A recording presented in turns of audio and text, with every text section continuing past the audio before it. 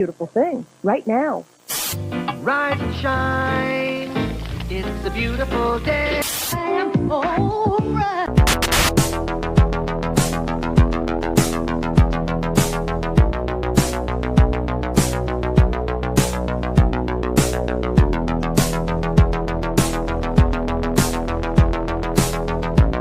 About a third of the building has been blown away. This is the bridge to white lights.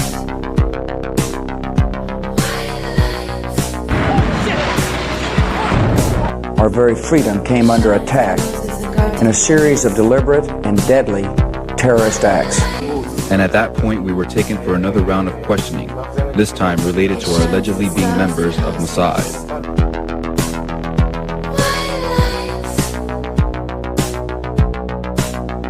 It's crazy evil.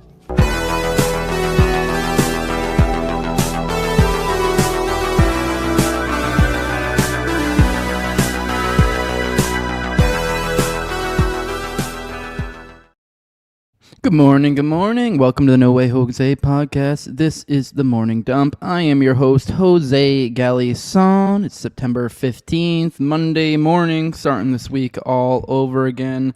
I hope you're ready for it. I am. I didn't really have like too much of a weekend, but it was a rewarding weekend.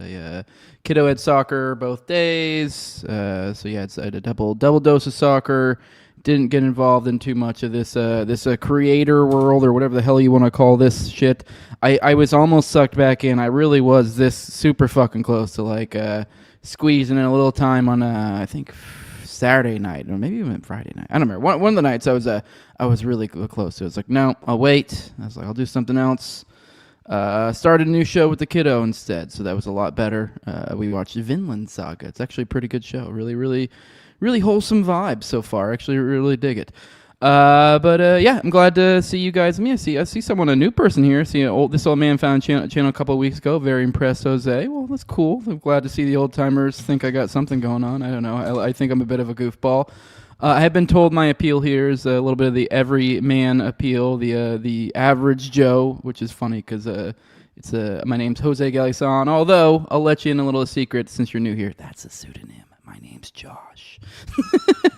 So I've been doxxed. Well, not doxxed, I guess. My name's come out a few different times, so it's whatever. I mean, I'm basically, it is what it is at this point. I'm basically been everything but my address given out, so it's whatever.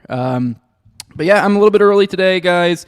I do have I believe I have I think they're supposed to come at like, like when you have someone coming, it's like that noon to 5 range or some shit. You have like a 5-hour window. You're like, oh, cool, just completely plan to have my day around you.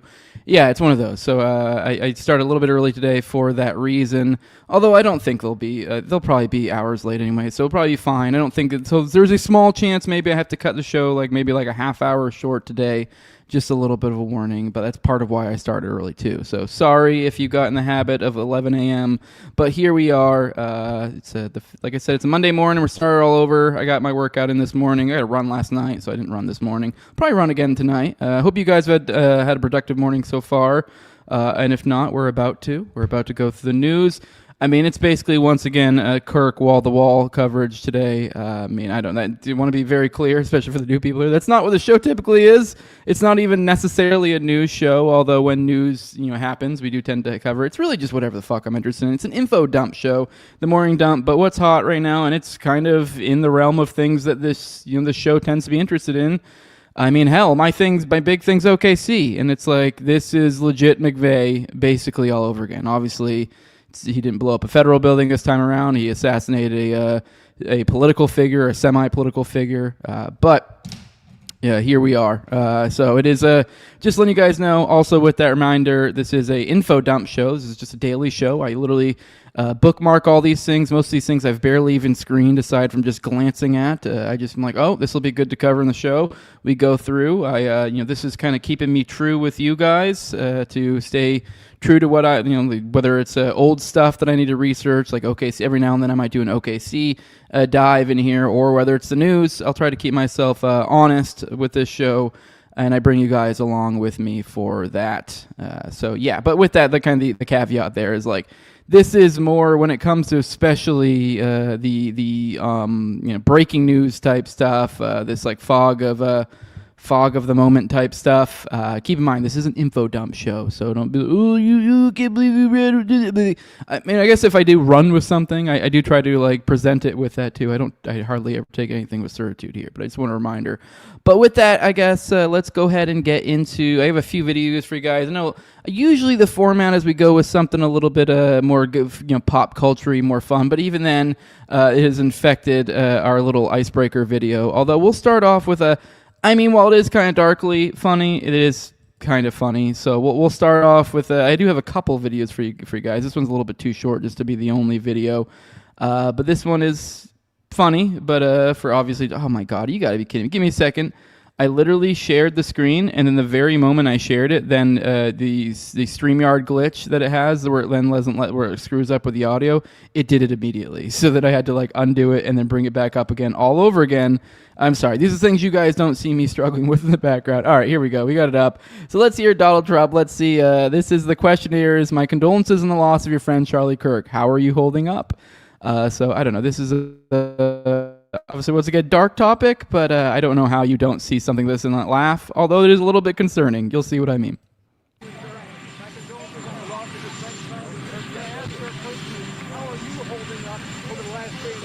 I think very good. And by the way, right there, you see all the trucks. They've just started construction of the new ballroom for the White House, which is something they've been trying to get, as you know, for about 150 years. And it's going to be a beauty. It'll be an absolutely magnificent structure. And I just see all the trucks. We just started, so it'll get done very nicely, and it'll be one of the best anywhere in the world, actually. All right, so it was a little bit quiet, a little bit muffled. The question there, like I said, my condolences on the loss of your friend Charlie Kirk. How are you holding up? And he goes, I think very good. And then, by the way, you see all the trucks, yada, yada, yada, yada. Just completely just launches into, oh, you see what the construction we got going out here on the front lawn or whatever. Just wild. Nuts. All right, now this is a little bit less goofy. Now this is stuff, I believe this is from this morning. These clips just came out, so I guess Kash Patel is out and about. So I have a couple of those to watch before we say our good mornings, and while we wait for the class to show up. But let's watch this. This in the meantime. Here you go. Do you think that guy was part of the plot to distract you while this guy got away? Do you think there's any connection between two of those people that stood up and acted crazy at that moment? Well, as it's now been publicly reported, some of these people were taking claims for this horrific act of violence, and they had nothing to do with it. Others were working what we call a daisy chain analyses, and this is where the cell phone data dumps are so important. We're seeing who talked to who, not just in chat groups. We're seeing who texted who was around who. We're using our geofencing capabilities to map out exactly where individuals were. Dude, look at this motherfucker. I just realized, okay, maybe I'm wrong. Actually, maybe I'm jumping to a conclusion here, but this motherfucker, I swear, is reading a teleprompter. Look at his eyes. Although I guess I couldn't, as I said that, though, I realized like that could be the positioning of the camera, although I don't know. I guess it depends on how he's doing this interview. I'm assuming it's probably from, wherever he's at, some sort of something. I don't know. Point being is he could be looking up at at something. Actually, no, now that I say that, I'm like, well, maybe that's where like a computer is to where he can see them. I don't know. I don't know why you would put the computer that far away from the. Anyways, it looks to me like he's reading teleprompter. Let's keep going. And then we're also getting into their personal cell phone information to say, were you calling so and so? Were you texting so and so? And we know the suspect was communicating with folks. Because you'll notice his eyes were glancing, especially earlier, very high. So I was like, it just seemed like odd, like it was too far of a distance for it to be just like something you'd be looking at, like me looking at the screen right now to talk to you guys. Like the camera for me is like right here, and I do look slightly down at my computer, who's like that's right below it, but he's like looking way up, like up here. So I don't know, maybe there's just some sort of weird layout of his. Maybe I'm overthinking it, but it looked like this motherfucker's reading. But as I've said, that cell phone tower information, you got to get it the right way, with search warrants, with lawful authority, so that our prosecutors can use it in court for whatever investigations they decide to prosecute. Do you think? Which, to be fair, even though I'm saying like he might have been looking at teleprompter, I don't know. I guess you would want notes for these sort of things. So maybe he has notes of some sort, not necessarily a full-on teleprompter.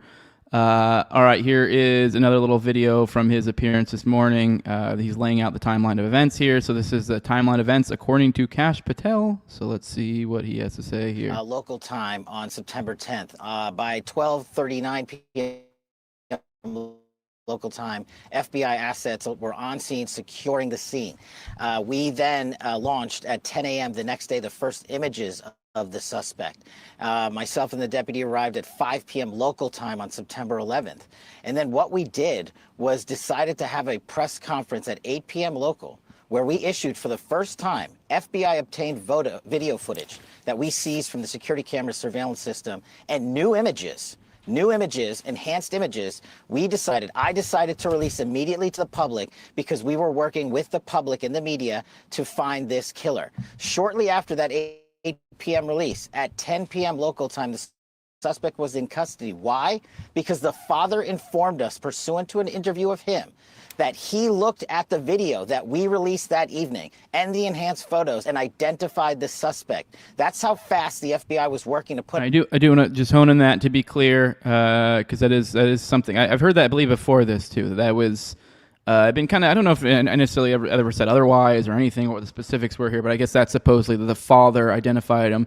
Because I think some people might have just been filling the blanks and figured maybe he blabbed to his parents or something, but supposedly that's what I've been hearing floating around. So, and I guess now we're hearing it at least out of Kash Patel's mouth as well. So at the very least we have that. Let's keep going. Out information in real time, and for comparative sake, the Boston bombing, the FBI didn't release images for 3 days. We know we didn't have 3 days. I made an executive decision on an investigative and operational need, and it turned out to be the right move because the men and women of the FBI said that's what we should be doing. All right. Well, let's and then just a little reminder. Just look at this guy. Look at his girlfriend. I thought it was funny over the weekend. There was a article put out. This was actually shared, but what we're showing right now to the audience is a tweet from Hen Mazig, is one of these like big Israeli influencer accounts, or clearly probably some sort of op of some sort. And he said Mossad sent female operatives deep into Iran, seducing top officials, infiltrating government surveillance networks, and carrying out sabotage missions. In one of the most audacious operations in its history, Mossad deployed dozens of female operatives into Iran earlier this, and then it cuts off, obviously, getting at the recent engagement with Iran. I'm assuming playing into their chicks getting there, and then we have just completely unrelated. Here's what's her name? Alexis Wilkins, I think is her name, and she's next to Kash Patel. That's his supposed girlfriend, despite the fact he's living with some somewhat boyish-looking middle-aged man. Which that is a thing. Well, you can look into that. Supposedly, not even supposedly. I forget what the receipts were on that. But yeah, no, Kash Patel was living for sure with some I think he's like 45, 50, kind of a handsome-ish, dapper man. Living with him, some big old Zio donor, and apparently all the rumors been around this guy that he doesn't really do shit. He's just partying. Hell, he actually sued one of the FBI agents for making that claim, which, ironically, we wouldn't have known about it if it wasn't for the suit. So this is the kind of person we're working with, and here he is with his little Jew whore. And I don't mean that to be insulting. I mean that to be accurate. This chick, look into her. She's a fun one. Although be careful in how you phrase whatever it is you say about her. Because she is currently suing, what is his name? Kyle Seraphin, because I believe he made a claim that she was literally Mossad or something. I forget exactly. He sold the claim a little too much. But she has I believe she's actually was IDF for sure. You have to check that one for me. I'm sure that someone in the chat will tell me. But just find that funny. That just reminder. This is your FBI agent who's probably a closeted homo, and here's his beard, who is likely some sort of Israeli intelligence, probably. And keep in mind that all of your information is being siphoned through this guy, for the most part, in this situation. So we'll get more into this episode, why that might be significant. Hell, we'll get into that part, why it's significant in this foreign policy portion here next. But let's take a moment, pop in, say our good mornings. Good morning, everybody. Good morning, Fat Cats. He says, good morning. Good morning, King David. Hit the like button. Yes, please, people. Hit that like button, please, please. Good morning, No Name. Good morning, Fendelander. Nice to have a lady with us. Good morning, William Miller. What wacky shit going on today? The same thing from Friday, baby. Just continuing it on. Yep, cats are going to milk the site for years, for sure. Good morning, comment mama. Good morning. Fat Cat says apparently Kirk's father was involved in planning a Trump Tower. Small world, huh? I didn't know about that. Anyone got more receipts on that? Drop in the chat. I'll happily read it if I see it, because that is interesting. I did not know that. Good morning, Marnie Mac, saying Cash is psychotic looking. Good morning, Nevsky. Good morning, Dump and Dumpers, he says. Good morning, Jeff Anderson. Good morning. Good morning, Randy Weaver. He says trans women are men. Yeah, I think.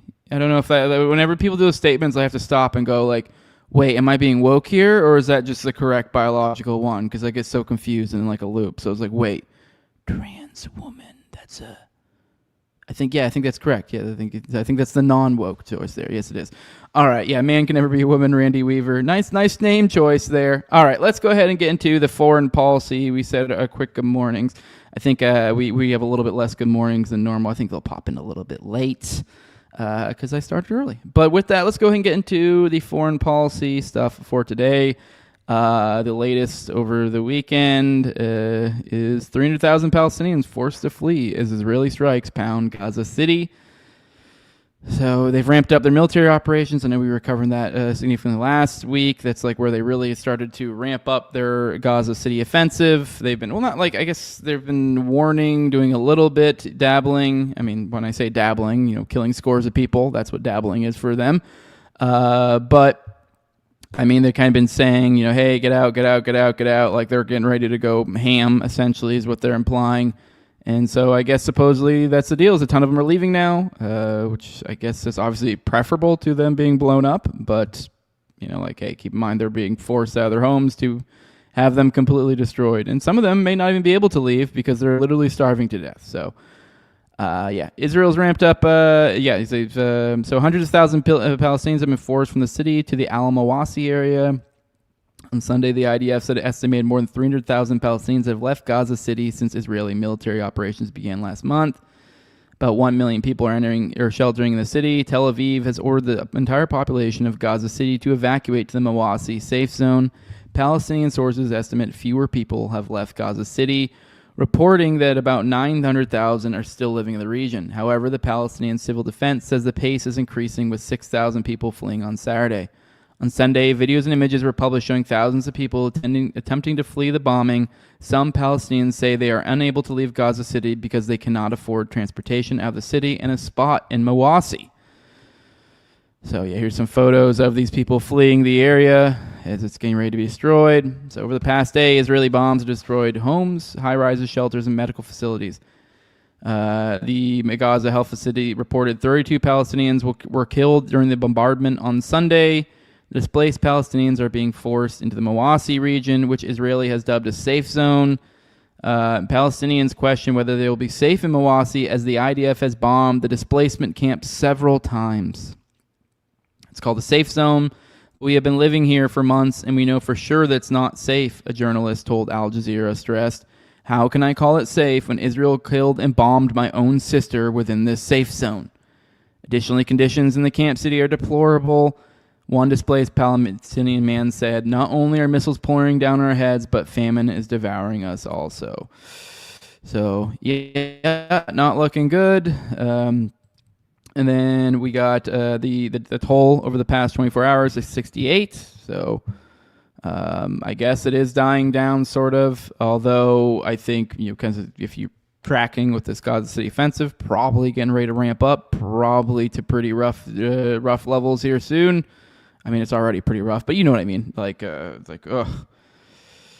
So, yep, that's the toll for today over the week, or actually over the past 24 hours. And then also, I guess we're getting more intel coming from inside from the Israeli military about the actual figures, because we've heard the 60,000 figure for forever. What a lot of people don't realize is that the 60,000 was like essentially stopped at a certain point because they essentially no longer had the capacity to count, and that was like months and months and months and months and months and months and months and months and months ago. So even despite the fact that 60,000 is an appallingly fucking large number, it's frankly far more than that probably, as this Israeli military chief agrees with. So this is from Brett Wilkins over antiwar.com. Says belying persistent efforts by Israel and its defenders to deny the staggering number of Palestinians killed during the 23-month Gaza genocide. The general who led the Israel Defense Forces during most of the war acknowledged this week that around 220,000 Palestinians have been killed or wounded.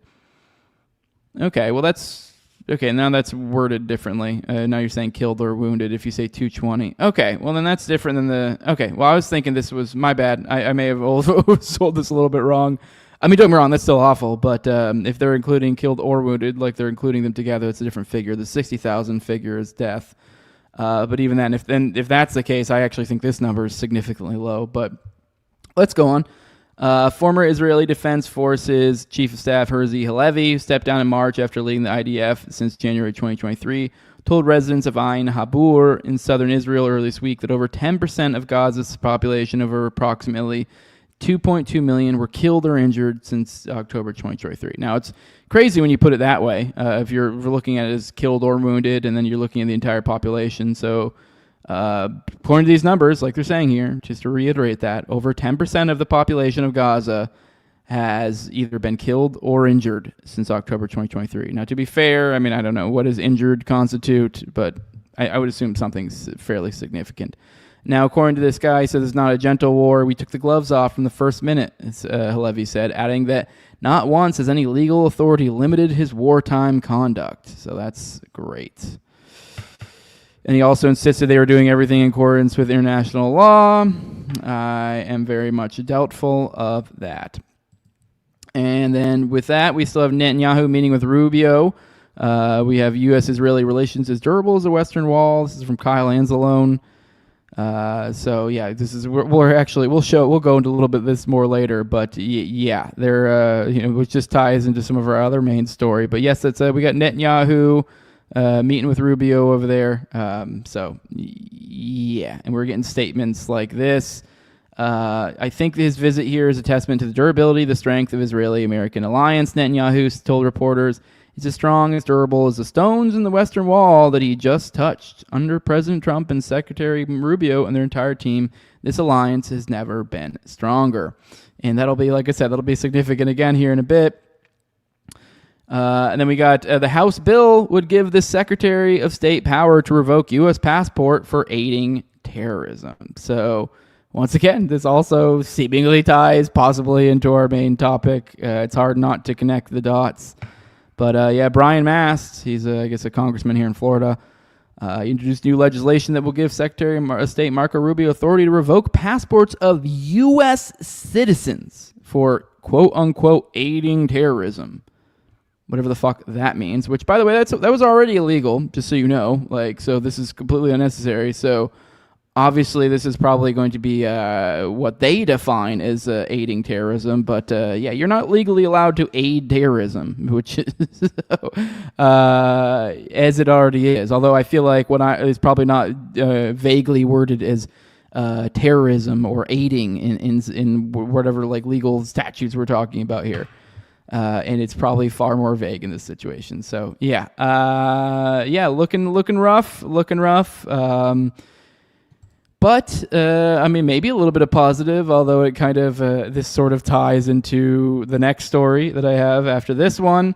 But House passes defending spending bill that includes repeal of Iraq War's authorizations.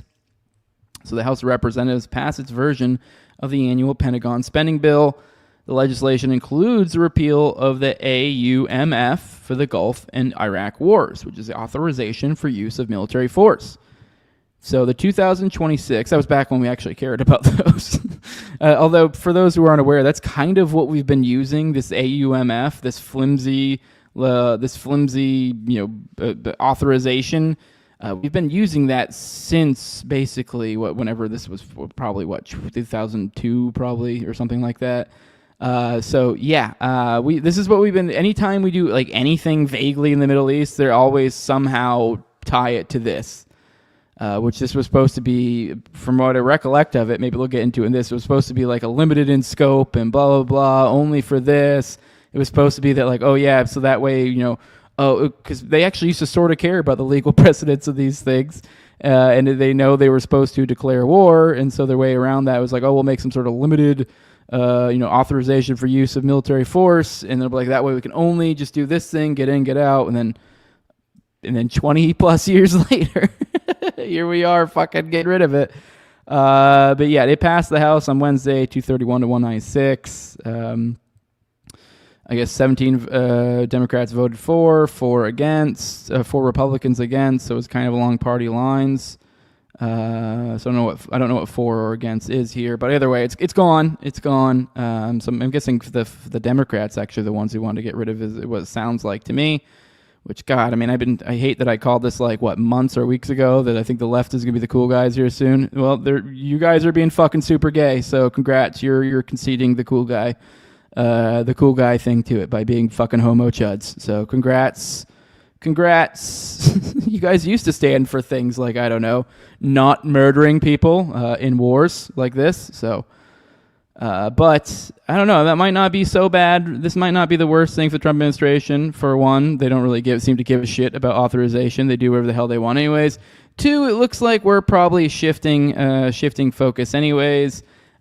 We just deployed some Reaper drones to the Caribbean as we're getting ready to ramp up our war that's probably going to start anytime now with Venezuela. So I know, I guess we're probably, let's be real, we're ramping down the Middle East. So it gets kind of like whatever. Also, if they want to start some shit in the Middle East at this point, legally speaking, I just feel like they'll just do it. I mean, as we look at this Caribbean thing, they literally just blew up a fucking boat in a separate sovereign nation just because they thought they might have drugs. Like, they're just flagrantly just fucking war crime type shit. Like, this, you can't just do that. And so yeah, forgive me if I don't really give 2 fucks, I guess, that much if the AUMF got repealed. Like, cool. I mean, now that we don't even really seem to really care about these sort of things anyways, that's gone. That's great. So, wow, in the world of the world works, huh? And then one last thing, which this will tie in big time, I think. I mean, not big time. This will come back. This is another one of these things that I think will come back up in our main story here. But yeah, over the weekend, or actually not over the weekend, this happened last Wednesday on the day of the very prolific thing that happened, the current deep event. On Wednesday, September 10th, on the very day of the assassination of Charlie Kirk, Israel bombed multiple media offices in Yemen, and from what I saw from what's his name, the Sean King. I mean, so take that as far as you can with it. I don't know if this is true or not, but apparently this is the largest killing of journalists ever. So on the day that Charlie Kirk was killed, which is Israel at the very same time fucking killed the most journalists supposedly ever at one period of time. So, all right, just thought that was interesting. So yeah, they hit the offices of 2 newspapers in Sana'a, killing dozens of journalists and civilians. The Yemeni Journalists Union condemned attack, labeling it a heinous war crime. According to the Yemeni health industry, the Israeli strikes hit the offices of the 26 September newspaper and the Al Yemen newspaper, killing at least 25 journalists. 26 September is the military media's outlet, and Al Yemen is one of the most read newspapers in the country. What a weird name for a fucking newspaper, though. I don't know. Maybe it makes more sense if you're a Houthi, but to name it a date, that was I was very confused for a moment there. So the Yemeni journalist said it was strongly condemns the heinous war crime committed by the brutal Israeli aggression on Wednesday, 10 September 2025. Though it's direct targeting the offices of 26 September newspaper and Al Yemen newspaper in the capital. They report at least 46, Yemeni authorities killed at least 46 people were killed in strikes across Sana'a on Thursday. Military facility and a fuel station were targeted along with the media offices. The death toll is expected to rise as rescue and recovery efforts are ongoing. More than 165 people were injured. The majority of those killed, 38, died in the strikes, which targeted residential areas.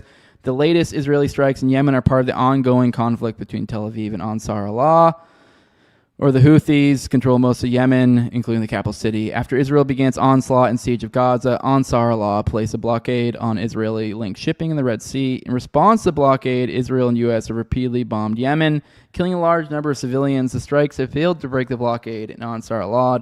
Allah has responded by direct attacks. Okay, all right. I was hoping maybe they had a response from Israel here. Maybe we'll get that tomorrow.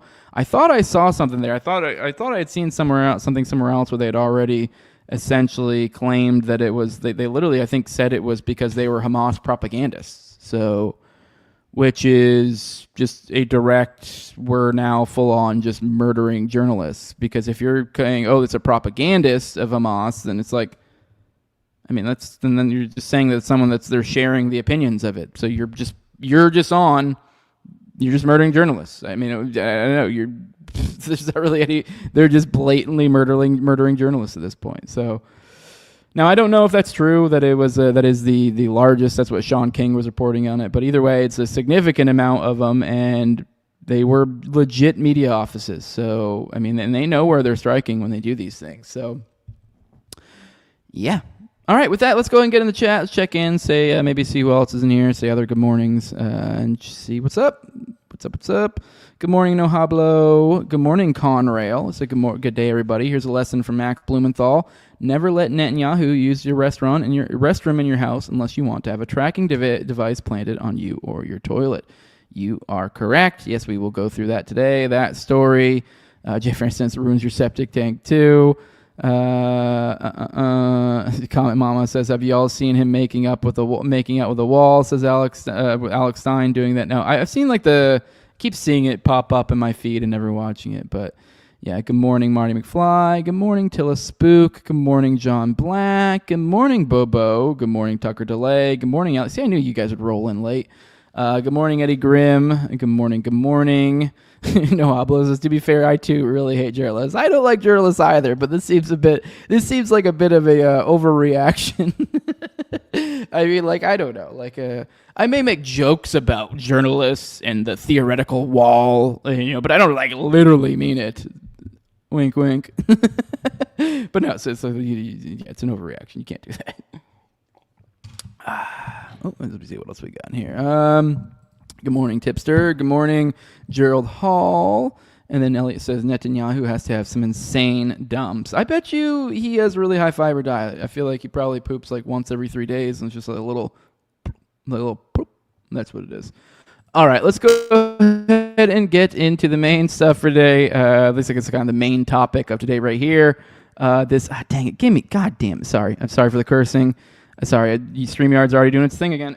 I have to back. As soon as I was about to click play, I looked over the other screen, and it was like, nope, doing the audio thing that it does. All right, give me a second. I got a little flyway here. I don't like. What is going on? All right, let me fix this. All right, here we go. Now here is another one of these ones. And this is supposedly, I guess there was a death note. Now this is a first I've heard of it. With that, please, anyone with any sort of anime, or not anime, but any sort of meme skills, as I said, Death Note and Cash Patel, I just imagined a whole score of funny memes. For anyone who's into, I guess, anime and memes, if you've ever watched Death Note, you probably could come up with some fun ones there. I don't know, maybe Cash and his Shinigami or whatever the fuck they're called. Yeah, and I know, or him with the stupid little glasses doing the little gay little anime thing. I don't know. There's something there. There's something there with the Death Note. But this just kind of strikes me as ridiculous, this Death Note. You guys tell me what you think. But yeah, let's watch this. I'm not trying to, I guess, poison the well too much. Go and watch it.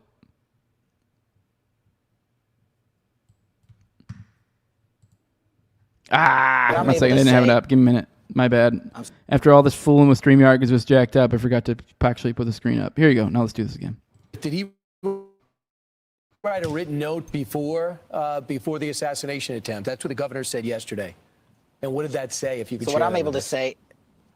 I'm sorry. So what I'm able to say is I addressed it partially earlier. Is that the written note we believe what did exist, and we have evidence to show. Actually, I almost want to go through this slowly. Well, actually, I'll let you. Let's just watch it now. What was in that note, which is, and I'm going to summarize, basically saying, the suspect wrote a note saying, I have the opportunity to take out Charlie Kirk, and I'm going to take it. That note was written before the shooting. Evidence of its existence, we now have learned, existed before the shooting, was in the location in the suspect and partner's home.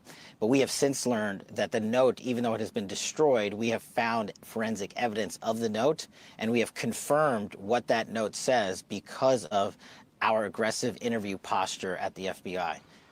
Did he write a written note? What? Let's try this again, because I almost was gonna do the first go. I should have shut the fuck up and just let it go by it, just go through the first time. But I almost want to go through because I just like, what the fuck is this dude saying? Let's try this again. I'm sorry. So what I'm able to say is I addressed it partially earlier, is that the written note we believe did exist. The written note we believe. That's already like, I'm already like, what do you mean we believe that did exist? What? What do you mean we believe that did exist? Okay, let's keep going. And we have evidence to show what was in that note. We have evidence to show what was in that note. So we are at evidence of evidence. Okay.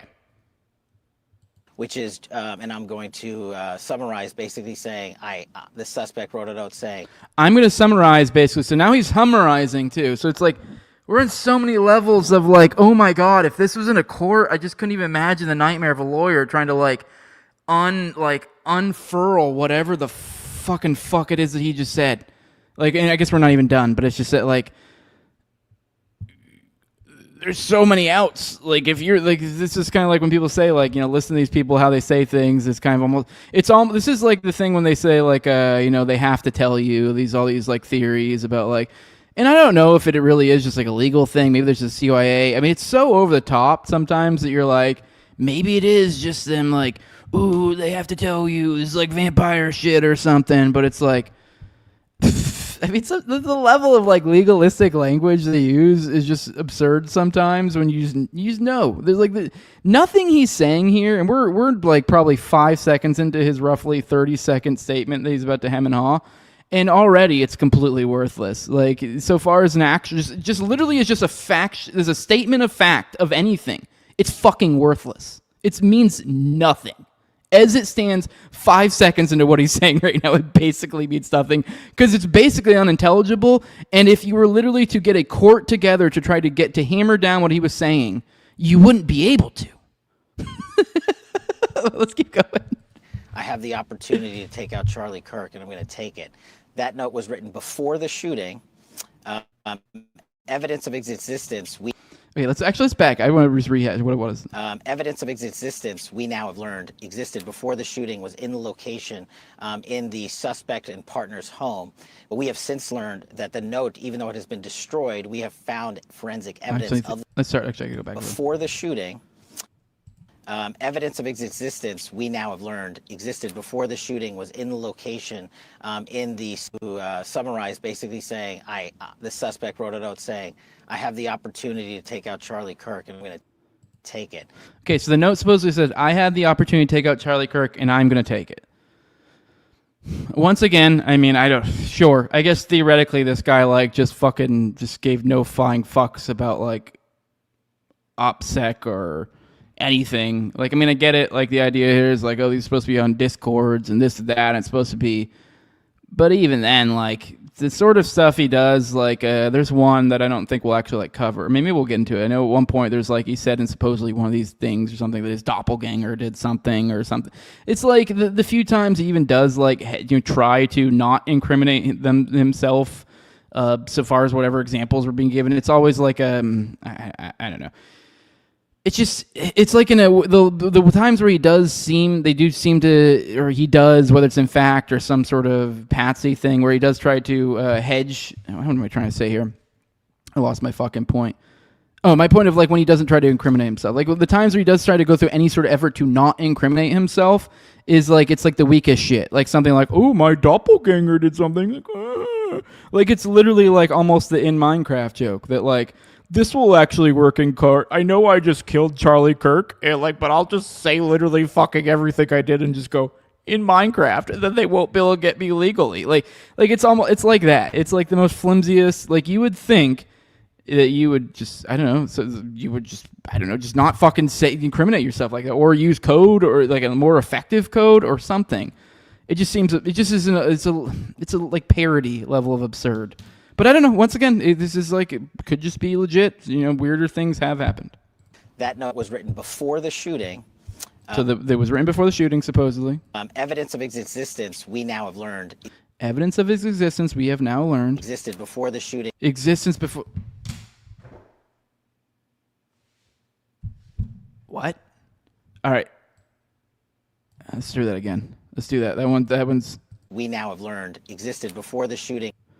No, I gotta back up even more. This makes it... Before the shooting, evidence of its existence, we now have learned. Evidence of his existence, we have now learned.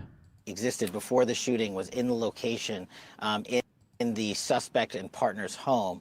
But we... Okay, so supposedly the evidence of his existence that was in the home, and even then that's not even like, this is supposedly, when you say evidence of his existence, they just mean something else that showed it.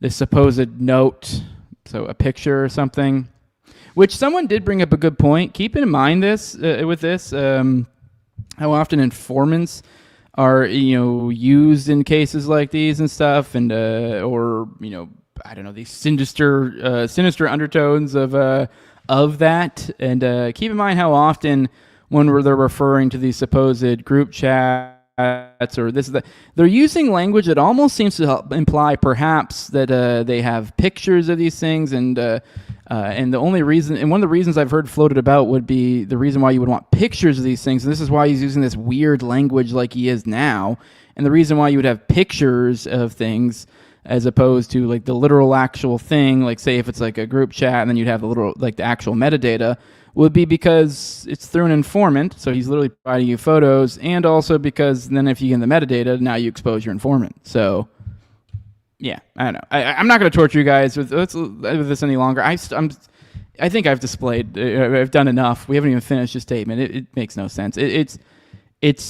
meaningless.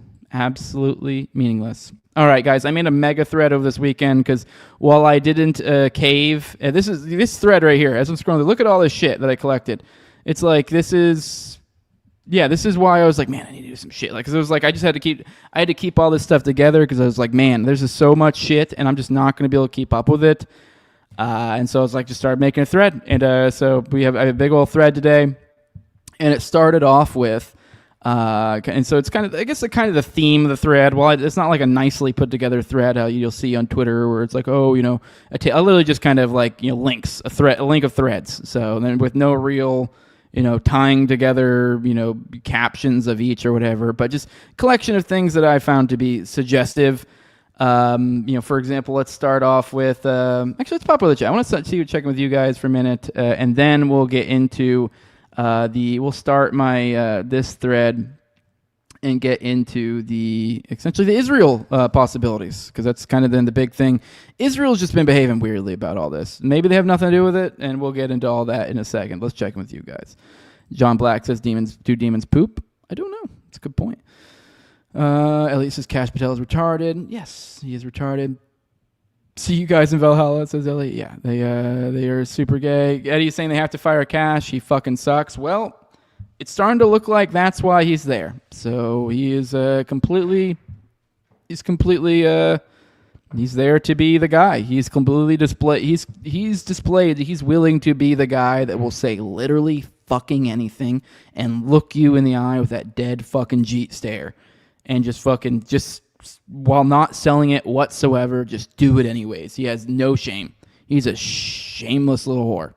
That's what he is. So, what else we got here? Anybody else join the show late? Good morning, Towering NPC. There we go. Tom says, did I miss anything I should go back and watch, or more just Dead Brown Kids?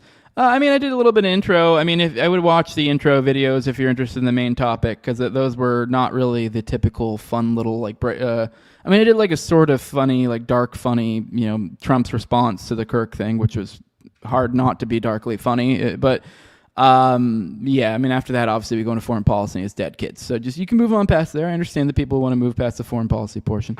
So yeah. Like the stream, says Tom33. Yes, please, please. Like the stream. That would be nice. I'm almost caught up, guys. You know, No Hoblo says, I thought we were told we need Infinity Indians because they're competent at their jobs. Yeah, I will say, though, Cash makes me feel bad for Indians, and they're probably one of my least favorite races. So that says a lot that Cash does that for them. Because, yeah, he's just shameless. Just shameless. And he says one of the worst groups of people. Good morning, Marty. Nice to see you here. Conrail says, I'm perhaps speculating too much, but would it be a stretch to speculate that the partner of the suspect is an FBI informant and perhaps one of those agent provocateurs? I mean, I guess that's possible. That does seem like it feels outlandish, right? That you're like, you know, some dude's giving up his bussy for the FBI. But I don't know. Like, maybe. I have no idea. We don't know shit yet. We like everyone's running around. It's like everyone's like, oh, he's lefty because, you know, all these positions of authority said so. I mean, I'm like not necessarily against the idea he is. It's a possibility, but just keep in mind, nothing's certain now. Nothing. So, yeah. Good morning, Jake Moore. Do you think BB keisters his bugs? Yeah, probably. I see that. Yeah. Let me see. Yep. All right. I think I'm caught up. Cool. Tom says I usually try to catch the foreign policy because I know it's important, but I'm not going to back watch it too. I get it. Yeah, I get it. Yeah, and that makes sense. I mean, you always can go back to do it. A reminder, I do timestamps. Haha. But yes, I put timestamps in the video description. So, I mean, I'm not like a super... If you've ever seen the way Austin does his timestamps, he insists on doing the timestamps for Already Dead. I swear he timestamps like every subtopic and the subtopic of the subtopics, and which that's great. But I don't know. Which, by the way, I don't think he uses an AI or anything. Which I know a lot of people do use AI. I'm pretty sure he just does that himself because he's insane and I love him. But yeah, I just go to like a handful of the main topics, so it should at least help you navigate more if you're someone who shows up late or doesn't want to, or if you are someone who doesn't like to watch the foreign policy portion or something like that. But yeah, I just thought I'd share that. No, Name says East Indians are stinky, disrespectful race of poop throwers. Comment Mama says, can you imagine the amount of Austin subtopics? Yeah. All right, let's get into this mega thread I sort of compiled. We'll start off with actually let's see if I can find the video. Actually, maybe that'll be a fun way to start, is the gray zone video on this very specific thing. Let's watch this. Actually, we'll watch this a little bit long, but whatever. I would recommend people go watch this. Tim Dillon did an interview over the weekend with Max Blumenthal, who are actually about to read this article of his. I'm debating whether I want to do that first or not. Fuck it. Let's go and play this. But yeah.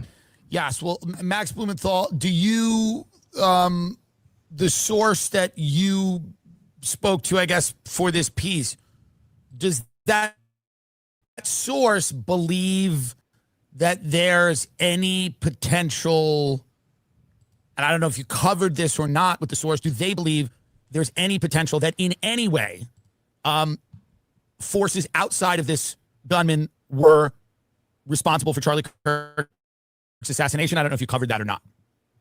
I mean, I state clearly in this piece that I have no evidence of an Israeli government. Yes, I understand that. Did your source, who's a highly placed Trump confidant of some kind, do they, I don't know if you can make an inference or if they had said anything to you, but like, were they considering that as a possibility? Yes, I would say they don't accept the official story, or no one even knows what the official story is. So a highly placed person in the Trump inner circle doesn't believe the official story of Charlie's murder. I mean, no one does, but I would just say that the phrase I remember hearing is, it feels like there's more at play here. And that's not the only person with more power than me in Washington that I'm hearing that from. But you're hearing from multiple people that are connected and tapped in, that they believe that there's more at play or more to the story than simply one radicalized young man. I heard subsequent to publishing this story from another source who I would describe as a administration insider that corroborated the account in this story. First, that Charlie Kirk was actively and aggressively, personally lobbying Trump against bombing Iran in June. And two, that right now, the FBI is not being forthcoming. And there's a lot of frustration with the FBI not sharing information. So, because, I mean, just to reiterate again, you're not a nut.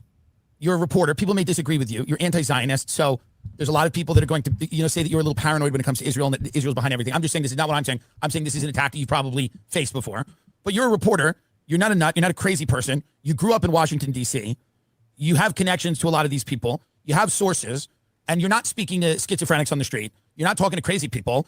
You're not, this is not things you're getting off message boards or a Discord. You're talking to people in the know that believe there's more to the story. That's pretty shocking. I can only say that I wrote this. I mean, some people want to say there was this prefabricated narrative on the right that the killer was a leftist or a Muslim. They clearly wanted that. Now, people on the left are saying he was a groyper.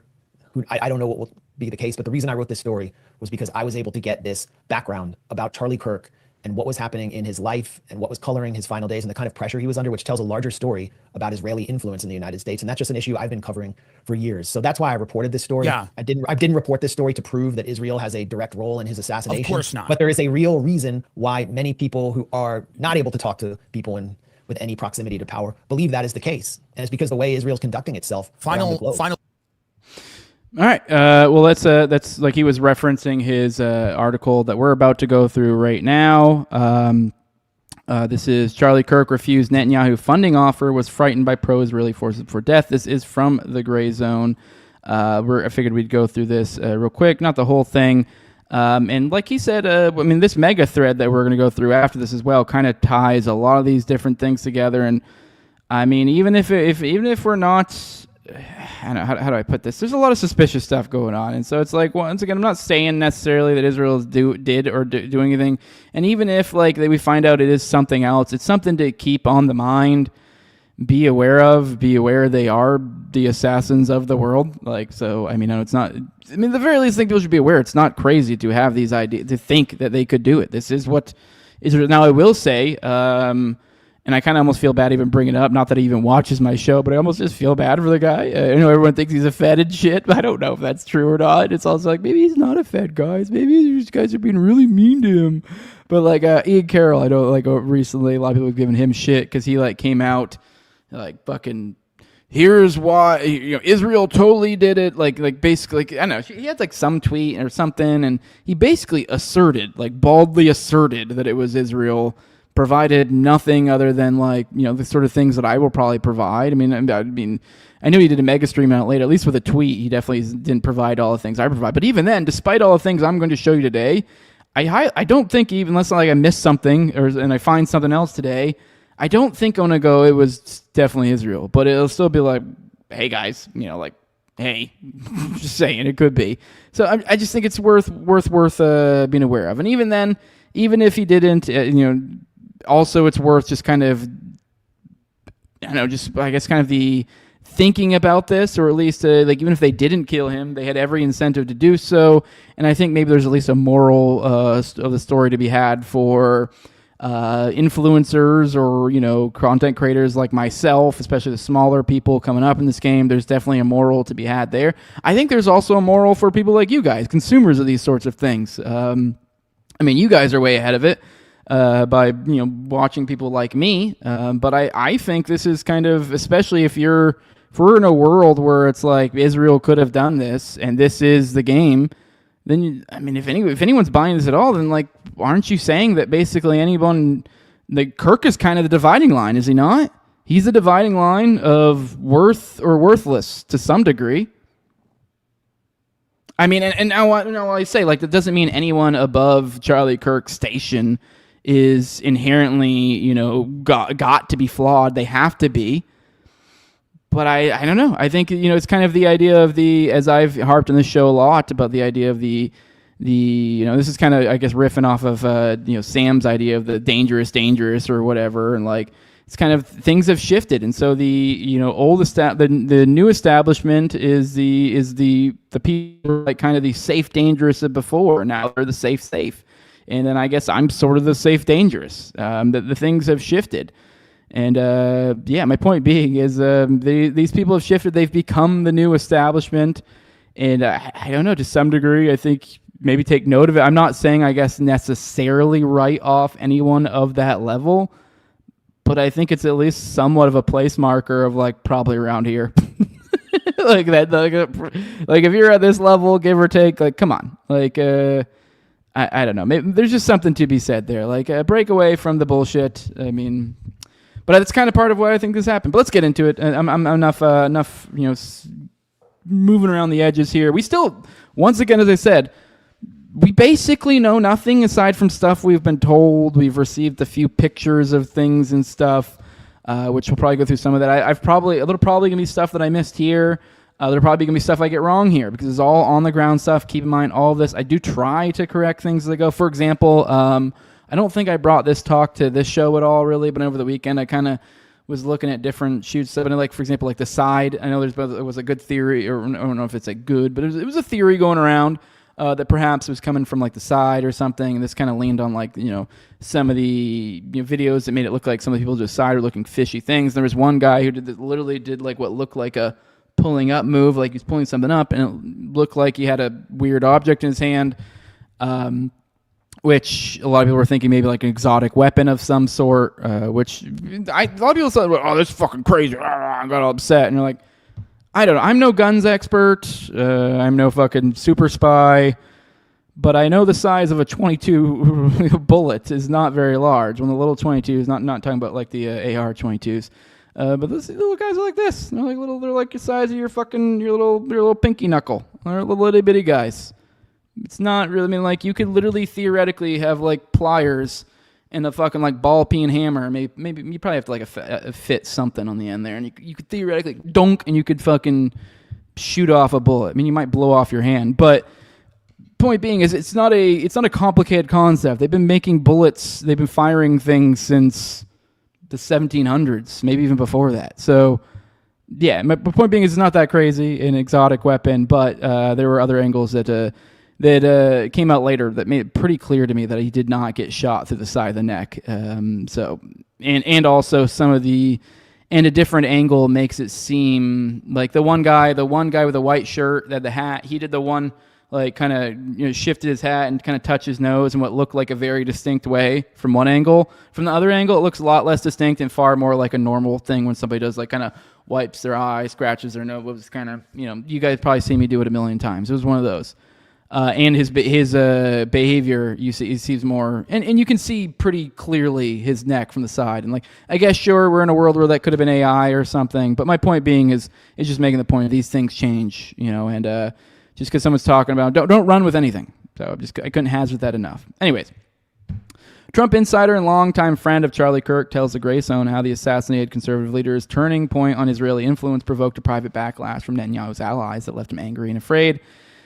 The source said anxiety spread within the Trump administration after an apparent Israeli spying operation was uncovered. Charlie Kirk rejected an offer earlier this year from Netanyahu to arrange a massive new infusion of Zionist money into his Turning Point USA organization, America's largest conservative youth association.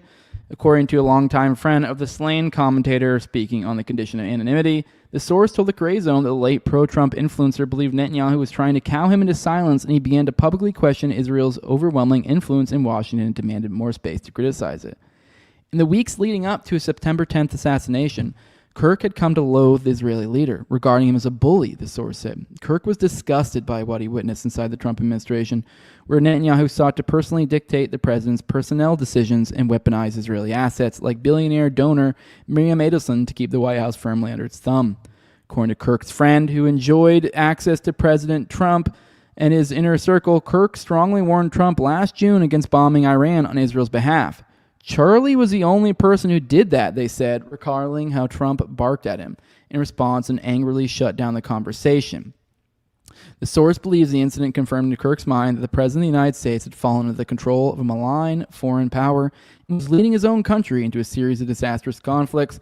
By the following month, Kirk had become the target of a sustained private campaign of intimidation and free-floating fury by wealthy and powerful allies of Netanyahu, figures he described in an interview as Jewish leaders and stakeholders. He was afraid of them, the source emphasized.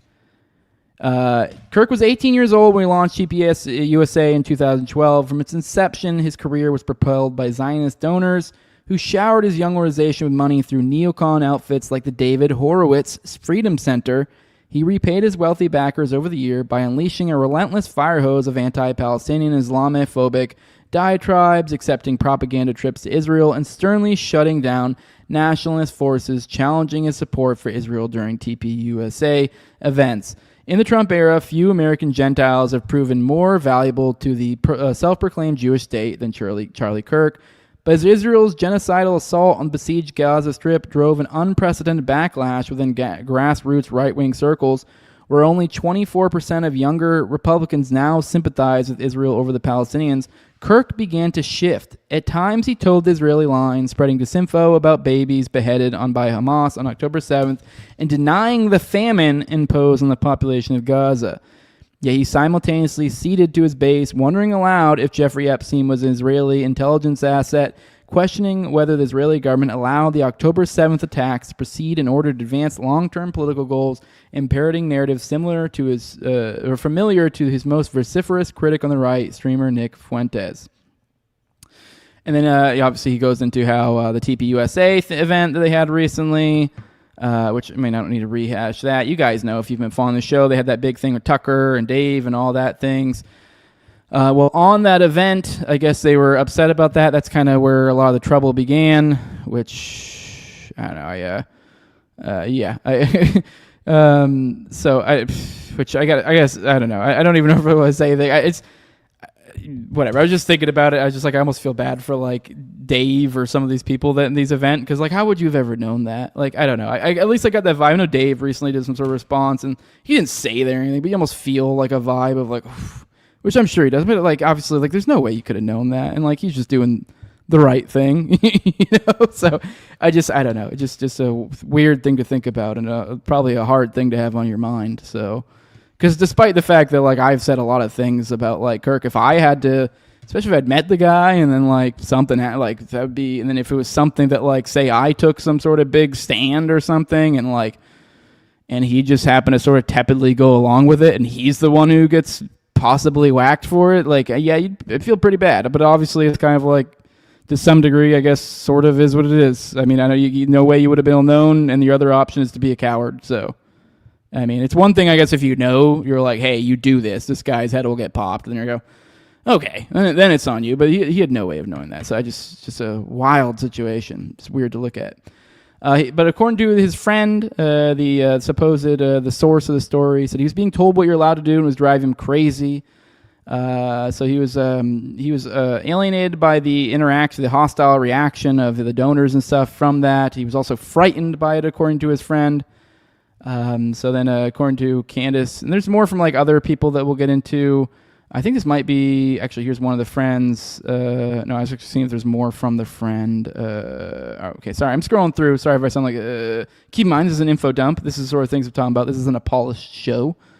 I'm trying to scroll through and find the important parts here. According to the friend, Kirk's resentment of Netanyahu and the Israeli lobby was spreading within Trump's inner circle. In fact, they said the president himself was terrified of Netanyahu's wrath and feared the consequences of defying him, which that is like probably the biggest like holy shit of this, which I guess, are we really surprised? But it's like, I don't know. I'm almost like a little bit upset. Like even of those like within my own party, like even frankly kind of like I don't know. I guess I mean not even upset. I don't know. Like maybe upset would be too because like once again, I guess this is early. We don't know, but it's kind of like, I don't know. It's kind of this idea of like, 2 + 2 = 6, and then someone else tries me something otherwise. Just, I know we've been told, and like many people even within our own circles have kind of browbeaten us for years, and many times of this like, oh well, you can't say that Israel controls America because like, nah. I'm like, because you have to have some weird nuance to this, and you can never just say Israel controls America. Why is that so hard? And if that's the case, it's like, I mean, sure, I guess I get it. It's probably a little bit more sophisticated than that, but it's just like there's been a lot of people within their own spheres who have done this, like, browbeating, almost this kind of like gay, like, oh, you sound like a little conspiracy theorist if you say, like, okay, well, what is this other than that? Come on. Like, what is this other than that? Okay, at best you can go, okay, well, like, maybe 4 years ago that wasn't the case. Okay, sure, okay, yeah, I mean, all right, whatever. This is kind of a perfect display of what of that, and then just kind of what the government is in its essence. It's a pedocracy. That's what it is. It's sick people using sick things as currency. So during the past year, Trump Insider was told by contacts in the White House the Secret Service had caught Israeli government personnel placing electronic devices on its emergency response vehicles on 2 separate occasions. Which, it's emergency response vehicles. So these are the sort of vehicles that they would have if, let's say, there was a attempt on the president's life or something. I know a lot of people don't. I know there's been a lot of people, which I haven't gone into it. I have no idea, that have pointed fingers at the security team. Perhaps there's something to that. They've pointed out it's suspicious that he got carted. There's video of him getting carted into some black SUV as opposed to having an ambulance at the event. Now, I'm willing to considering it was like a carotid artery got hit. They probably just went to the first vehicle. I don't know. Maybe there was because a lot of people were like, they should have one of those on hand for an event like this. You're like, okay, well, maybe this was closer. He did get shot in the neck. But it just the point that they with them bugging the emergency vehicles, it's kind of the same concept essentially that those people are driving at. It's like, oh, something could happen. And it's like, oh, kind of like that. Who was that one girl? The one girl who the actress who died in those weird circumstances where she jumped out of the ambulance and they pulled her back into the ambulance. And then a lot of people, Anne Hesh, I think, it's not, kind of like that. So the idea being if now, let's say. Not saying obviously security devices aren't going to be able to kill them, but just my point being is it enables you to create more control over a situation. So, and putting yourself into the situation of the emergency response vehicle and needing to have devices there, you're like, why? That's a little creepy. Backing this up, Boris Johnson said in his memoir that he found him in his bathroom as well. So yeah, I mean, that's really all there is to the story. They do kind of explain the Israel did it theory, which we will kind of get more into that in a second. But obviously the big takeaways, I think there are just one more person from behind the scenes, which I will show you some more, that kind of back up the idea that hey, Charlie was not as hunky-dory with Israel as we would perhaps think. And this is something I said a while ago that hey, if I come to find out that I was wrong on it, I will apologize for things I had said in the past, although I will admit that apology was would be to some extent can I really be blamed for hey, this guy his whole entire career said all these things publicly and then I'm supposed to just have before he died connected all the dots that what he was doing behind the scenes. So I guess it's just more of a hey, I was wrong. Maybe not an apology, just I was wrong. That's different than an apology. An apology is I did something wrong, but I was improper. I guess you could say wrong because it's although I just feel that's a completely fair assumption, the things I said before. But anyways, my point being is obviously that changes things. And if we do come to find out that this was a man that was actually getting ready to do something heroic or at least somewhat heroic, he was getting ready to do something that took courage. I know a lot of people do like to downplay it as it was audience capture, and sure, probably. But, I don't know. I mean, he also did to some extent. Part of why I think he was one of these people I did go harder on is there was just something, you just catch a gleam in his eye, the way he'd say certain things. Maybe he's just a really good actor. Maybe he wooed me too a little bit. Not that I ever really watched his show, but I got the impression he was while I did say he was a piece of shit, and I do stand by that to a certain sense, it almost makes him more of a piece of shit to be a good person and then be doing awful things, if that makes sense. So I don't know, I guess it's conflicting because I'm saying he's also a good person while also not being a good person. But it's the concept of moral cowardice or you're what is it? There's so many quotes about good men doing nothing and stuff. And it's kind of hey, these are your stances, you stand for good, you stand for God, you stand for all these, benevolent concepts, and then yet here you are saying, oh, there's no starvation going over in Gaza. Oh, all the different other things he said along the way. Also, falling in line, clearly after getting some sort of call probably about the Epstein thing, which involves the molestation of children. Yeah, I don't know. I could see how that would weigh heavily on him. He does strike me as somebody who had a conscience. So, I know there are some soulless people in these spheres. And I think to some extent, I do think maybe he was becoming more and more soulless. I don't know. I just got the vibe particularly that he was going to, even when he was alive, I'd seen multiple stories. I did get the impression I guess what I'm driving at, part of why I was so rough on him is because I got the impression he could change, I guess, and that he was going to change. And also, to some extent, I guess it also made the moral outrage more for me, because the idea of like, you are all these things you stand for, goodness, or you claim to stand for, and I do see it somewhat, and then yet just evil, and then you'll just either give way or give it support, which is kind of like, I don't know, that's scummy stuff. I'm sorry. So, but if there's obviously something going on in the background, different story. A little bit different to some extent. I mean, to some extent, it's like, okay, probably should have done it already, but like, I mean, hey, whatever. I'll give you some grace there. Like, you were getting ready to, I understand getting your ducks in a row. Not everything you can just fucking Leroy Jenkins the situation is, especially when you're talking about the state of Israel.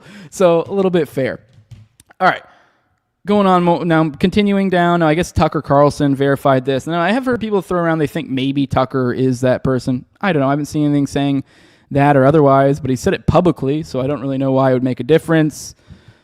Unless it was just that, like, maybe he wanted to see that information get floated, and maybe once more people came out, then he'd be willing to go unanonymously. I have no idea. But either way, we have Tucker. He could theoretically be that person from Max Blumenthal's story, or he could be a separate person. But he's also saying that Charlie Kirk visited the White House to oppose the Iran war. The quote here is, Charlie knew risking another Middle East forever war would not serve our country. So he visited the Oval Office to tell the president just that. He didn't scream. He wasn't disrespectful. He calmly made his case. Charlie knew many Turning Point USA's financial backers would be furious at him for standing against neocon foreign policy, but he did it anyway because he believed it was right. So that's according to Tucker, that he's also standing by that he, this was some sort of private thing he did with Trump, essentially trying to get him to not go into do the Iran stuff, and apparently Trump didn't respond positively. Then here you go. Obviously, here's one that's been, we've already talked about this one, but Harrison Smith, he said, I'm not going to name names, but I was told by someone close to Charlie Kirk that Charlie thinks Israel will kill him if he turns against them. Now, I do know, I guess I don't know, but according to Harrison, he's claimed that his source is not the same source as Max Blumenthal's. So, so this is at least 2 or 3 separate people saying this now, similar type thing. Then we also have Candace saying that her friend was undergoing a spiritual transformation, which to some extent I think is kind of maybe what I was describing a minute ago. Oh, I didn't realize I didn't have this up. I hope I didn't have any videos, did I? Did I play a video earlier? No, there was no video. Okay, I just realized it was not up. I think, although I swear I had it up, I think StreamYard's glitching me on again. So I'm sorry. Give me a second. I got to bring this back up. God, StreamYard's really getting on my nerves. I'm probably going to have to look into getting something else at some point. StreamYard's getting just ridiculous. All right, here it is again. Let's try this. I don't think I played any videos earlier, so I think we're good because I hadn't checked in the chat with a while. Let me know if I did play a video earlier. I don't think I did. So there shouldn't have been anything you missed. So I guess there'll already be enough. Once I go through the chat here in a minute, there'll probably be somebody complaining about no audio if there was a video earlier. But yeah, let's go ahead and play this. We're wrong, and we laughed at how wrong it was when people thought that when I had made up my mind about Israel, that Charlie and me fell apart. Nope, never, not for a second. I said, it's the easiest decision ever, because Charlie knew who I was and I knew who he was. I said, Charlie, this is where I'm at, and there's no room for movement. And you tell your whoever that needs to hear it, whatever you need to tell them, because we're always going to be brothers and sisters. We're always going to be brother and sister. And we would talk about things and debate things behind the scenes. And I think my perspective was as it's been throughout our relationship. You might not get it now, Charlie, but you will. I'm only a few years older than you, but I think you're gonna see things my way. And I think in the end, Charlie was going through a spiritual transformation. I don't think it. I know it. He was going through a lot, and there was a lot of pressure. And it's hard for me to watch the people who were pressuring him, I don't know, just say the things that they're saying. There's something about it that just feels really fake to me. And they would have allowed him to lose and wanted him to lose everything for changing or even slightly modifying an opinion. And then to see them doing what they're doing today, it's hurtful to me. It's very hurtful to me. But I don't want today to be about anything other than you guys knowing that Charlie really was an amazing person. He was like, we were really close. and he was my best friend and my brother, and I will never unsee the footage of what I saw, the violence of it. I pray for the people who took any pleasure in that. There's not a single person in the world that I would wish that on. And least of all, someone with a heart like Charlie's. He loved his family, he loved his wife, he loved his country. And he didn't deserve that ending. He's really young. But I know that we will carry the torch. I will never allow the memory of Charlie to be forgotten, obviously, because there is no Candace without Charlie. We came up in politics together. And so I don't know what else to say, guys, other than I'm in a lot of pain right now. And I love you, Charlie, and I do gotta say, I do gotta add, it is crazy how, maybe I've mentioned this before, it is crazy how young he is. 'Cause I don't think I ever realized how he was younger than I am. He's 31, or was.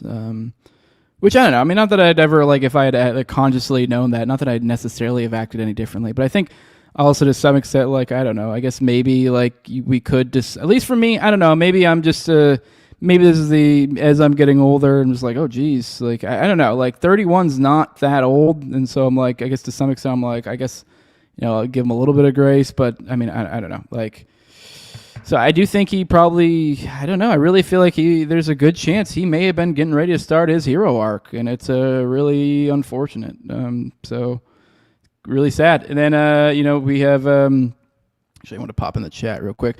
I see Tilla Spook said, I think Kirk is still alive, and I'll see you in Valhalla's code. I will say, I got a thread on that. I figured maybe later in the week we'll get more spooky stuff once things settle down, and before people are hey, what the fuck? Why are you digging into witches spooking in them and these weird Valhalla things and this weird there's some schizo shit out there that I was what the fuck, that I'm gonna save till maybe just a little bit. I don't know, maybe let it simmer a little bit, come back, because those are almost evergreen. We can come back to it because we're on the let's focus on what they're saying. There's enough of that going on, and then we'll come back to that. But yeah, I have some spooky stuff for you guys to go through later that I don't know what I think of it. I'm whoa, what? I just weird stuff. So yeah, someone says that's exactly what a super spy would say earlier. I'm assuming to that one thing where I said I'm not a weapons expert or super spy or whatever. They're talking about the bullets right now. Wise Luck says I think the bullet came from behind the left. I guess yeah, front or behind, as I said. I'd say what I'm saying is I guess earlier I don't think it's a side shot. I at least could tell looking from the side that he didn't get hit there. So there's no back and forth in my opinion. The best conspiracy theory so far is official story, says John Black. Many such cases, damn near every fucking time it seems. So, JC says I heard Kirk was groomed by Zionists from around the age of 15. Tom says Charlie thought he was a real boy is what it sounds like. He sure did. That's what it seems like. Yeah. And then Wisehuck saying a 30-06 would blow a lemon-sized hole out of the top of a head. Yeah, that's the other thing made me more open. There's people who swear. I don't know why. I guess I don't have any tabs to go on this. So actually, I probably should bring this up now. As I said earlier, when I said we have nothing, maybe we'll get to this a little bit, but we can't even connect this guy to the gun. What we have is some bullets with case stuff written on the casing and a rifle, and then supposed claims of things from feds, of pictures of things or whatever the fuck. But at least with the weapon, nothing connects him. They did not find the bullet. By the way, I'm pretty sure this thing that floated out about him wearing a life jacket, or not life jacket, bulletproof vest or whatever. I'm pretty sure it's bullshit. I have nothing. Anything he looks in, nothing looks like he has one. He had a very light, very kind of almost looked like a lighter material. It's a white shirt on, so it'd been very obvious. Nothing about. I don't know. I've seen multiple photos up close where he did not. And I think people, it almost seems like that was floated out as to maybe make something. I don't know what the reasoning of why that would be floated out. Maybe just because he does sometimes. I don't know. The logic, maybe some people saying because it maybe glanced it and that's why it was less of a. But I can tell you on this point right here why I'm I don't know. But because this is almost like an anecdotal example I'm about to provide you, but this is my understanding of 30-06. My experience with guns and stuff like that is I grew up in Maine. I was born in Maine. I moved to Tennessee halfway through high school. My dad's from Maine, and so it was like my dad, my parents were like broken up. So like, I did the whole split parents thing, and so I did like the once a weekend, one weekend or every other weekend type thing. And so we'd go, hunting, me and my dad, a decent amount, not like a ton. It wasn't like a huge amount. So, and my point being with the weekend thing is, it wasn't like it was like devoured my life. But I've hunted a decent amount. Used to go hunting with my grandpa. He's no longer with us. But, I remember when, I was a little kid, I remember hunting with my dad and my grandpa. And I remember, I think we had clipped him already. I can't remember if we had already, I want to say we were tracking a deer we had already struck. And so we were kind of just following the blood trails and stuff. I think they just hit him like the leg or something. Like, it was my uncle that shot him, I think, initially. And then I was kind of with my grandpa, and we were like on top of an embankment. And then we kind of, as we were tracking the deer, and then we looked down, and the deer's at the bottom of the embankment. So we're kind of at an upward angle. And then my grandpa raises his 30-06 to shoot the deer. And the deer, as he moves, I don't know if it was snap or what, like maybe he shifted his weight. The deer kind of looked and then didn't take off. And so he shot him in motion as the deer's leaping. And at the angle he was at from coming up, coming down, and with the deer jumping, it caught the underside of the deer's belly and literally blew its entire fucking guts out. And it'd make it even more disturbing. The deer kept going. They ended up having to put we still had to keep tracking it. And I think we ended up finding it. I mean, and had to put a bullet in its fucking, I think they shot it in the neck another time is when they caught it the next time. I didn't see that one, but I remember standing next to my grandpa as he shot the deer and be like, holy shit, and just seeing guts just fly out. And that was just grazing the stomach. And that's kind of been my understanding of 30-06 is they fuck shit up. But I guess theoretically, I mean, like maybe you could say just glanced him. I don't know. So I mean, I guess leave that for the gun experts. But to me, it does seem weird. I think a lot of people insist it's a gun to something to do with the audio of it. Guess there was like a crack boom, which is the subsonic or whatever. I don't know. More will probably come out on that, but it's let me see what else we got. See if there's anything else in the chat. Yeah, 60 in the chat. Hit that like button, people. There are a lot of y'all in the chat right now. Yeah, hop in there. Hit that like button, people. Let me see. Starting to catch up in the chat. All right, let's get into the next thing. Let me see. All right, let's. Here is Ben. This person said that he announced his media company, the Daily Wire, will be taking control of Turning Point USA. Now, I've saw a lot of people run with that. I have no idea if that's true. I haven't seen anything saying that's the case. I put here, I think he may be just picking up the rest of Charlie's tour here for about what he's saying. But even then, I don't know if that's the case. There's actually a community note for the original tweet there from the guy saying, that he'll be taking control. I don't think that's the case. I think he might be picking up Charlie's tour, might be the most he does. But either way, even if he isn't doing anything, this is particularly notable. And then also, he's kind of been on he's kind of immediately on the circuits. He was on Bill Maher, I think the night of, the next day. But yeah, let's go watch this. Because we're Americans, and we're not going to be deterred. Charlie's voice is not silent. We're going to pick up that bloodstained microphone where Charlie left it. So yeah, there we have Shapiro kind of saying weird, creepy shit like this. JC in the chat saying, is it true they allegedly haven't recovered the bullet yet? Yeah, I think I just said that. I don't know if I said it explicitly. Maybe I accidentally got sidetracked and didn't say that explicitly. But yeah, they haven't yet. By the way, for those, I saw a lot of people in the chat the other day making lispy jokes. And I was like, what the hell are they talking about? I hadn't watched the video the guy had. And then I watched him after. Well, of course he had to be lispy. He's like fucking sounds like me if I'm like drunk or something, I guess. So, all right, let's get back into this. And we've got, we have, I'm not the only person who said this, doth protest too much to this tweet right here.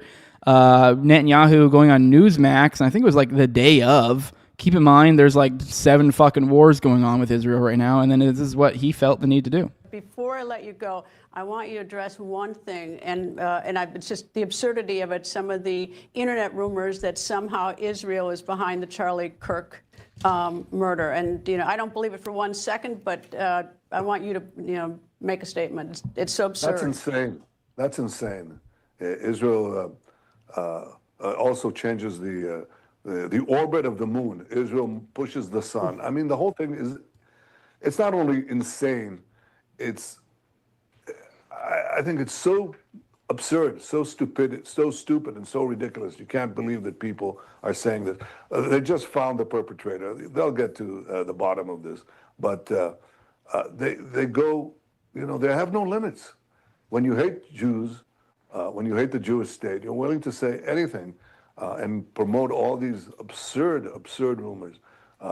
And by the way, they're willing to kill us all the time. I mean, that's what they're doing. And over the centuries, when Jews, especially in the Middle Ages, the horrific Middle Ages, the worst things were said about Jews you couldn't possibly believe. We were poisoning the wells. We were drinking the blood of Christian children. You name it. I mean, these things, that continued actually up to the Holocaust. The Nazis said the same thing.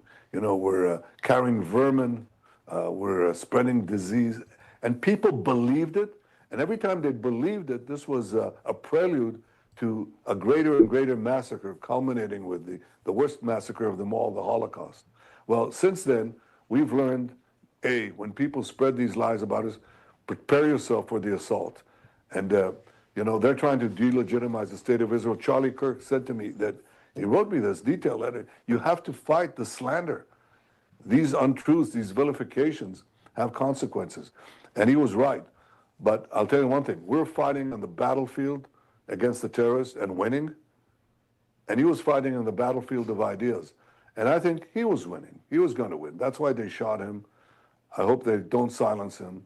I don't think people will give in to these ridiculous lies. Okay, so went full-on blood libel, which, every single time.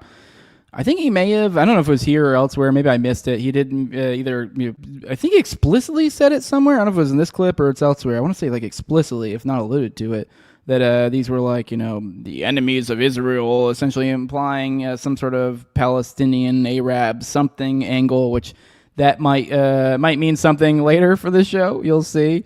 Then we also have this. This is Ben Shapiro and Levin.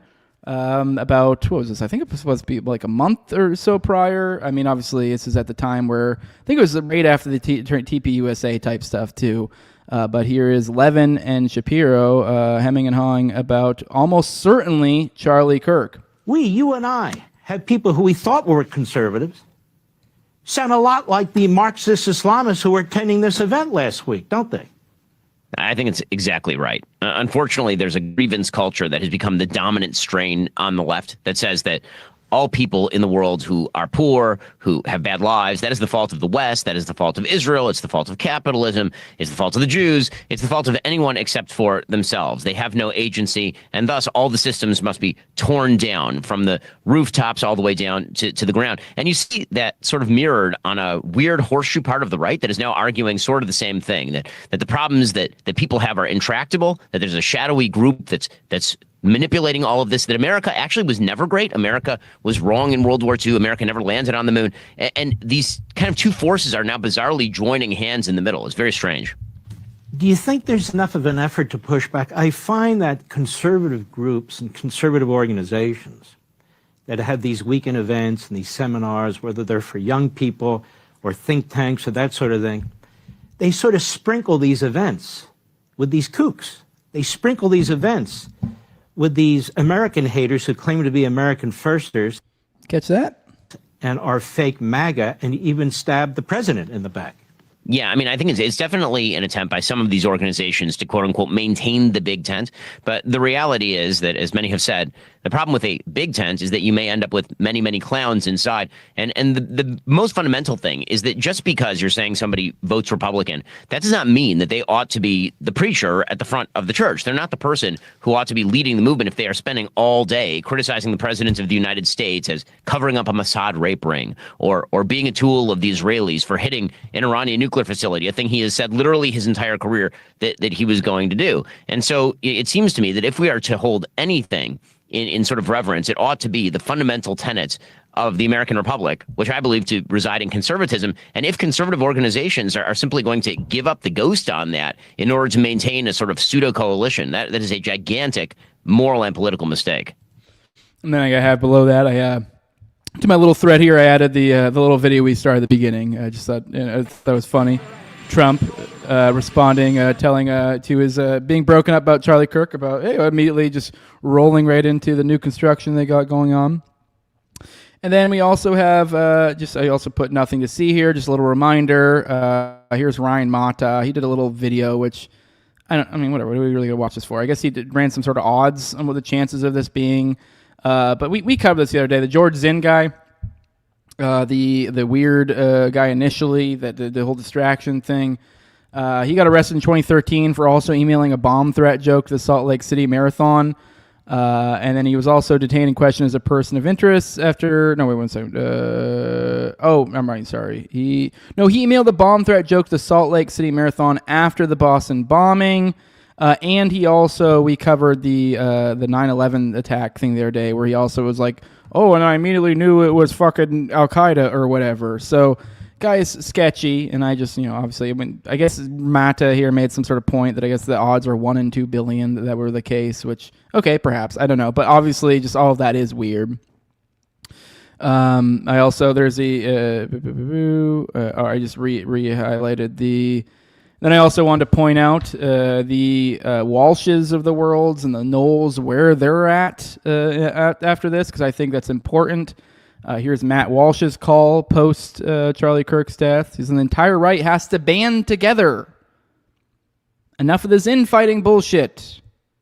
We are up against demonic forces from the pit of hell. They're killing us in our churches. They tried to kill our president. They killed Charlie, one of our greatest advocates. Put the personal squabbles aside. Now is not the time. This is existential. A fight for our own existence and the existence of the country." The problem is here, what is they? Who is they? Everyone wants to assume they know what they is. This retarded binary brain bullshit.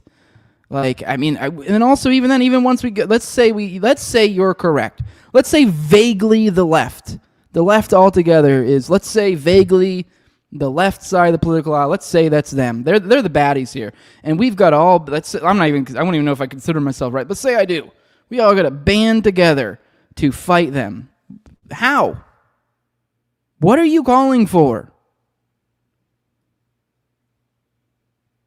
What?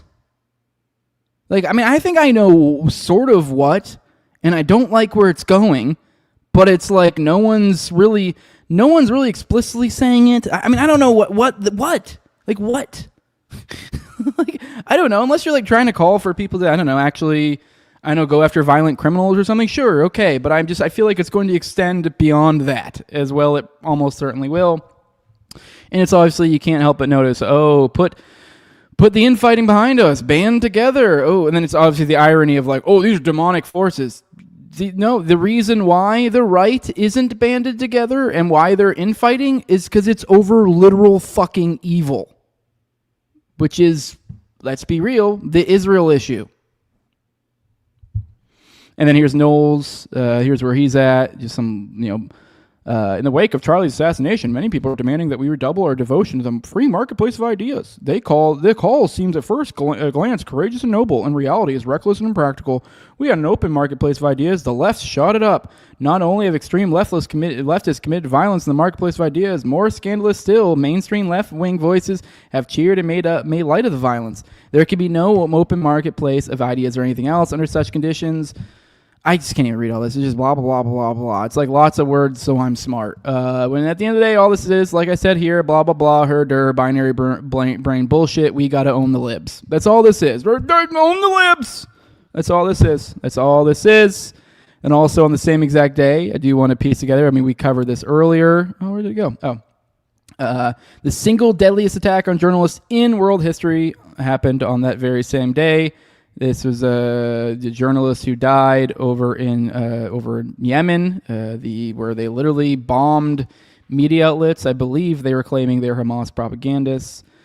And then also we have more. Here's Candace again. He said that apparently the thing about Bibi inviting him to Israel, which has been repeated multiple times for those who've been paying attention. He said that Bibi also spoke about how he called Charlie 2 weeks ago to invite him into Israel. That phone call is lacking context. He should provide the proper context of what and who inspired him to make that call and exactly how Charlie replied to the invite, which obviously leads to there being more. And then here's some more too. Here's another video. There's two things of, I guess this is almost in the theme of like, what are the TPUSA people doing? Here's this one video. I'll go ahead and play it. You guys will figure out what it is real quick. Okay. I was standing from probably the third row in the bottom. I I heard the shot ring out. I looked to my left, and then I looked over to my right. I saw him slump over in his chair forward. He slumped over. He had blood coming from the left side of his neck down his shirt, and he slumped over and he was carried off. Step, we're not doing this. Sorry. Get off me! Get off me! Emotions are running high right now.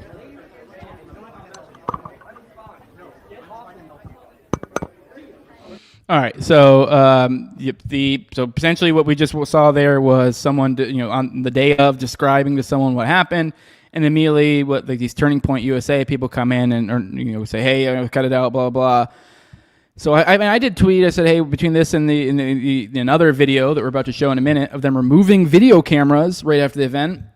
I said, what the fuck? Has anyone got more info on this? Maybe there's more context that makes this less than insanely fishy. I will say there was one good-ish answer, which I don't know, maybe is legit. Here's from Nova Campaigns. Good art, good follow. I recommend it. But the scene looks like his buddies coming to the rescue of him as they're all emotionally charged, traumatized, and see their friend doing interviews and cut in to cool him down and tell him, we're not doing that, just minutes after they witness a murder. They're stepping in so he doesn't seem like 15 minutes of fame as a witness.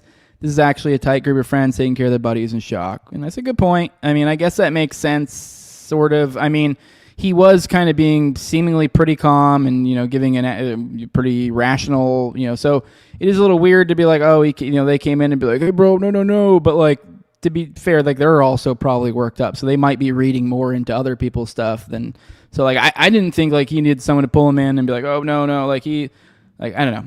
So maybe there's something to that, but now on that, what I told you about, there's also a video of them removing the video cameras. Here is that exactly right here. You guys can see this. Here is the little tent that he was in, and then you see them. I just heard them say the active shooter, Charlie Kirk, has been shot. Charlie Kirk got hit, is what the security detail just said.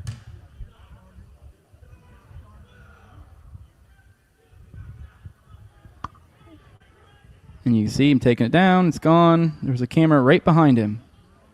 Which, like, let's be real, that would be, like, the best angle. So, yep. And here's him. Here's him. Yep. Boom, boom, boom. You can see him up there taking it. And then whoop, moves around, comes back, and it's gone. So, yep, there goes that security camera. Bye-bye. Let me see. There you go.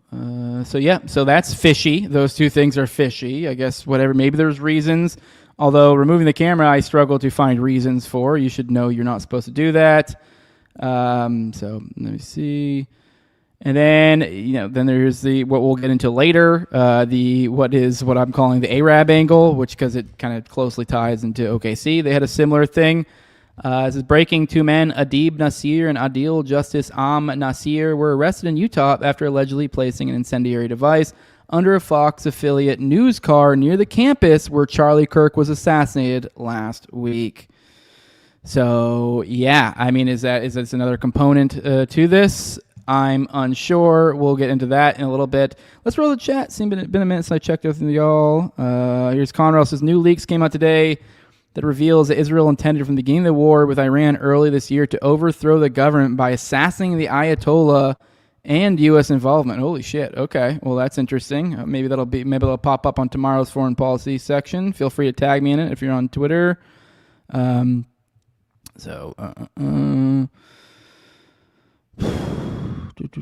else we got in the chat? Who benefits most when the right is united? We all know the answer to that, says Conrail.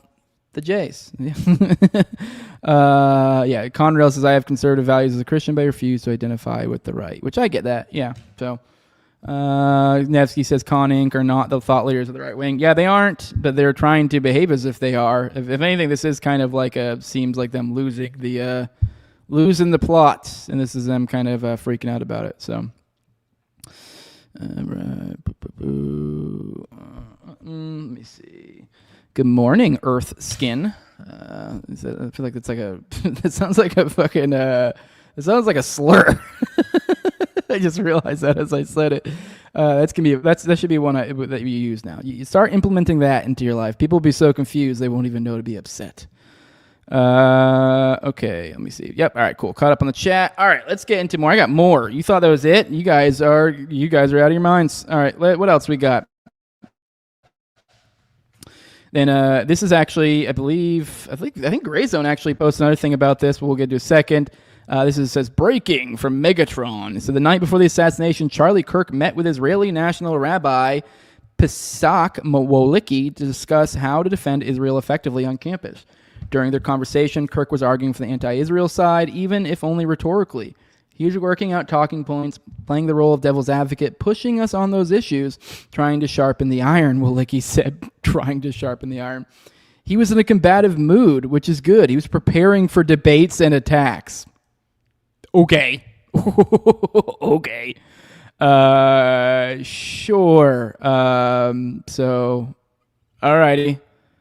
That sounds sketchy. And then more on that. Here's Josh Hammer saying, I was also part of this meeting the night before the assassination. Those maliciously claiming Charlie was heading in a Fuentes direction of this issue have no idea what the hell they were talking about.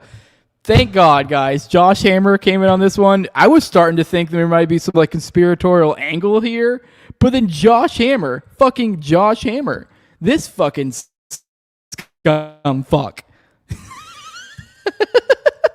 He said that Josh Hammer. Yeah, Josh Hammer. I don't know, just go looking at the guy. I mean, that's really all I gotta say. Josh Hammer. Thank God Josh Hammer came in here to put this to rest. So yeah. But the New York Post is who posted on this. So this came out. Actually, this came out a couple days ago. I guess it's just now getting the rounds. So yeah, that is the case. That apparently, before this they were arguing. So it met with Kirk via Zoom, is what they said. Stupid ads, go away. So yeah, so this guy's in Israel. So this is literally he's literally on a Zoom call with a rabbi from Israel. The night before his death for an hour. Yikes. So, and they're saying, he was arguing with them essentially about Jew stuff is what it sounds like. But they're framing it as like, he was prepping for a debate. Okay. Let me see. This is we became good friends, Wolicki told the Post, calling the 31-year-old activist unbelievably courageous in the face of so many Gen Z conservatives who were turning on Israel. Said that worried the heck out of him. He said the rabbi, he held fast and it wasn't easy. Often the people who challenged Kirk to events bombarded him with questions about Israel, according to Wolicki. Charlie was always seeking true information, said the rabbi, of his evangelical Christian friend. The two met online to prepare for the smears. He says hours before the firebrand was assassinated in Utah. The two met online to prepare for the smears against Israel he would inevitably face during his tour of college campuses. He was working out talking points, playing the role of devil's advocate, pushing us on these issues, trying to sharpen the iron, said Wolicki, who specializes in Jewish-Christian relations. He was in a combative mood, which is good. He was preparing for debates and attacks. That combative mood is what's almost telling to me. Because if you're just trying to frame this as like, he was just for debate purposes doing this, and you're like, okay, well then wouldn't it be more clinical? I mean, I don't know. It's the idea that I don't know. It sounds to me like he may have meant it. And then it said Charlie stood alone to a great extent in that whole Gen Z conservative world as far as being pro-Israel, and his life would have been a lot easier if he wasn't.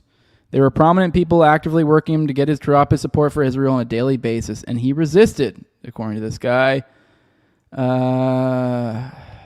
So then he also, I guess he said that this guy's also saying Kirk observed the Sabbath, saying every Friday night at sundown, Charlie would turn off his smartphone and put it in a drawer until Saturday sundown.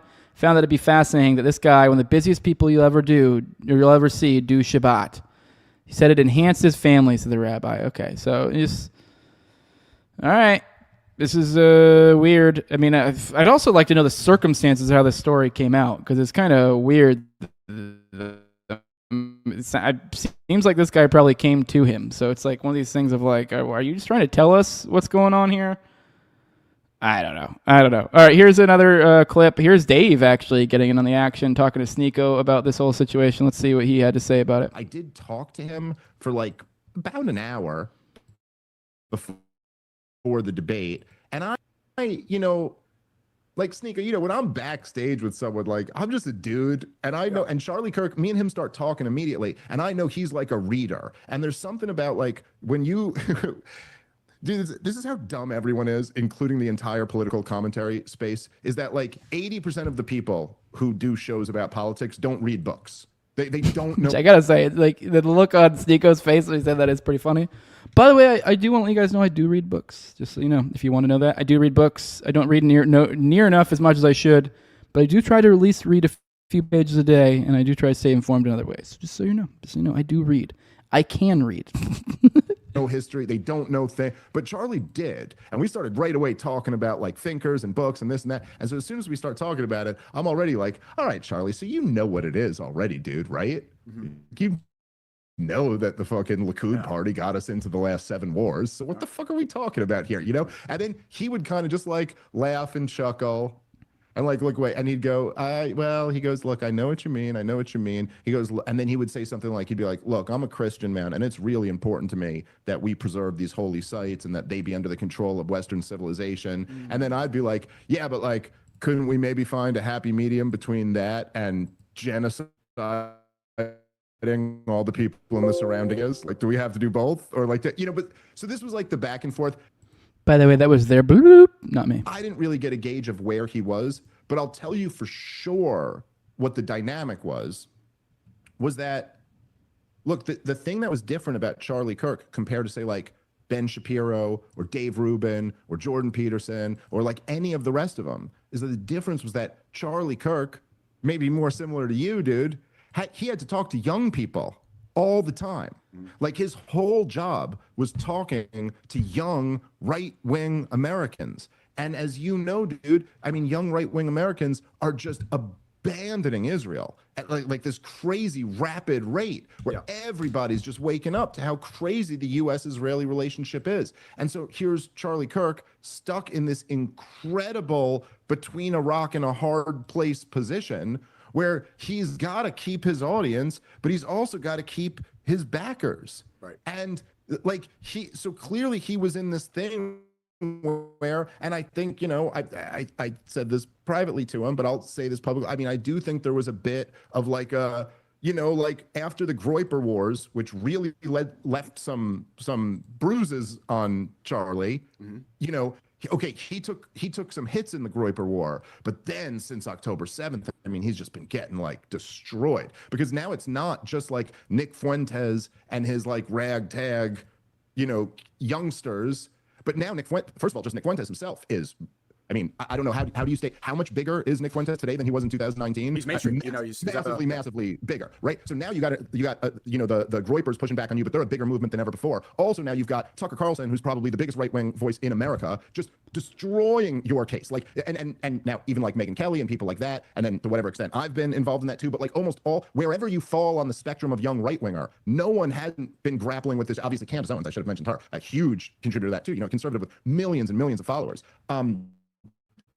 And so Charlie was in this very tough position. And so in a way, Nick Fuentes was the Malcolm X to my Martin Luther King. And so I think he felt like, well, fuck, I can't bring this guy in who's been going for my jugular for years and who's I'm not trying to mischaracterize Nick's message at all, but like he didn't want to go to like it's the Jews person. So he was like, maybe I could just go to like someone like me, who, look, I'm sure people could spin this in a way, but I'm not saying like that doesn't actually prove anything. I just think it's not true that it's the Jews. I think it's much more true that it's a cabal involving many Jews. But regardless of that, I think that was part of it. I did talk. Okay, so that was particularly interesting, worth saying, because this is obviously he saying he talked to him beforehand, kind of got a vibe for the guy, and it's kind of like kind of once again another thing, providing the writings on the wall. He's kind of almost just like almost this vibe of like, hey, you kind of know what it, like, I don't know. There's just certain things that like I almost can't, like me, even myself. There's certain things you see sometimes you just know, especially if you know certain people or if you know their body of work or the things they have studied. Sometimes you can just be like, dude, I've read that thing that you've read or whatever. And I just know. I know you know. And like I can't even think of a specific example. I just know there's been times like this where there's like multiple, and it's like whatever it is, someone you followed or whatever. And I was like, I know you know, and that's kind of the vibe that I'm trying to drive at with the Charlie. And like I think this kind of is a supporting argument to that, and I think that kind of goes into that like he very clearly was in some sort of crisis. Maybe that has nothing to do with his death. Maybe he was just still continuing to go the coward's path, and he was going to do nothing. Maybe he was just going to let his establishment die, just caping for Israel, and just was going to accept it and take his money on the way out. I have no idea. Or maybe all these people are correct, and he may have been getting ready to buck back. Well, at the same time, I do want to throw out that they've also been doing this sort of shit. For example, they voted on the Epstein thing again during this period of time, and I guess it was a close one. I think they were like, one away or something? We got yay 51, nay 49. I think 51, obviously being the bad here, like we want it to be released, so we want more nays, I think? I don't know. They always word it confusingly. We also had the bill, got more money for Israel, which is ironically the AUMF one we talked about earlier. That was part of it. So another $900 billion so that they authorized for military spending. And then much of this to bolster Israel. What do we have in here? Let me see if they give specific. More than $650 million in directs U.S.-Israel defense cooperative programs and several new policy directions. Includes $500 million for missile defense cooperation. So yeah, just millions and millions and millions. And then they also passed a bill punishing politically motivated boycotts of Israel, whatever the hell that means. And then also Rubio, we talked about earlier, stripping U.S. citizens' passports over political speech. That's another bill they're pushing. So we have all these crazy Israel things being pushed at the exact same time. And while this is going on, we have Rubio and Huckabee over here doing this sort of shit right here. I mean, it's fucking clown world. It's clown world. This is, I don't know. I mean, even if he didn't kill him, it's a clown world. At the same time, we have the ADL issuing a report denouncing the anti-Semitic conspiracy theories. Jumped on that immediately, calling out Hinkle, Carroll, Syrian Girl. So they're already on it. They didn't really go into Harrison's thing at all. So they masked him out, which is weird, for his viral tweet about him being scared. So yeah, they're already calling this out as anti-Semitic. You're like, well, it is. I mean, if you don't know, in the absence of evidence, and if you're looking at political people, like Israel goes to the top of the list. Like pretty much anytime there's any motive whatsoever involving a possibility of Israel, and if you have no evidence, you could probably safely just go ahead and throw Israel near the top of that list. Like, it's what they do.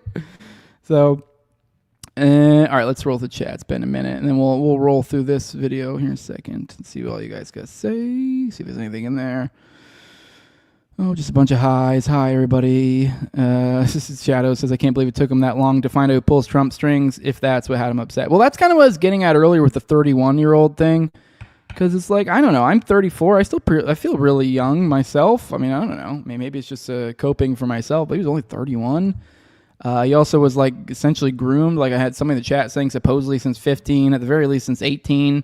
And that's when he started TPUSA. So, I mean, he's been in the pocket of these people for a while from a young age. I mean, myself, like I've told you guys, I joined the military at 19 years old. And I was like fucking, probably maybe 5, 6, 7 years in. I was like, I don't fucking agree with this shit at all. So, like, you're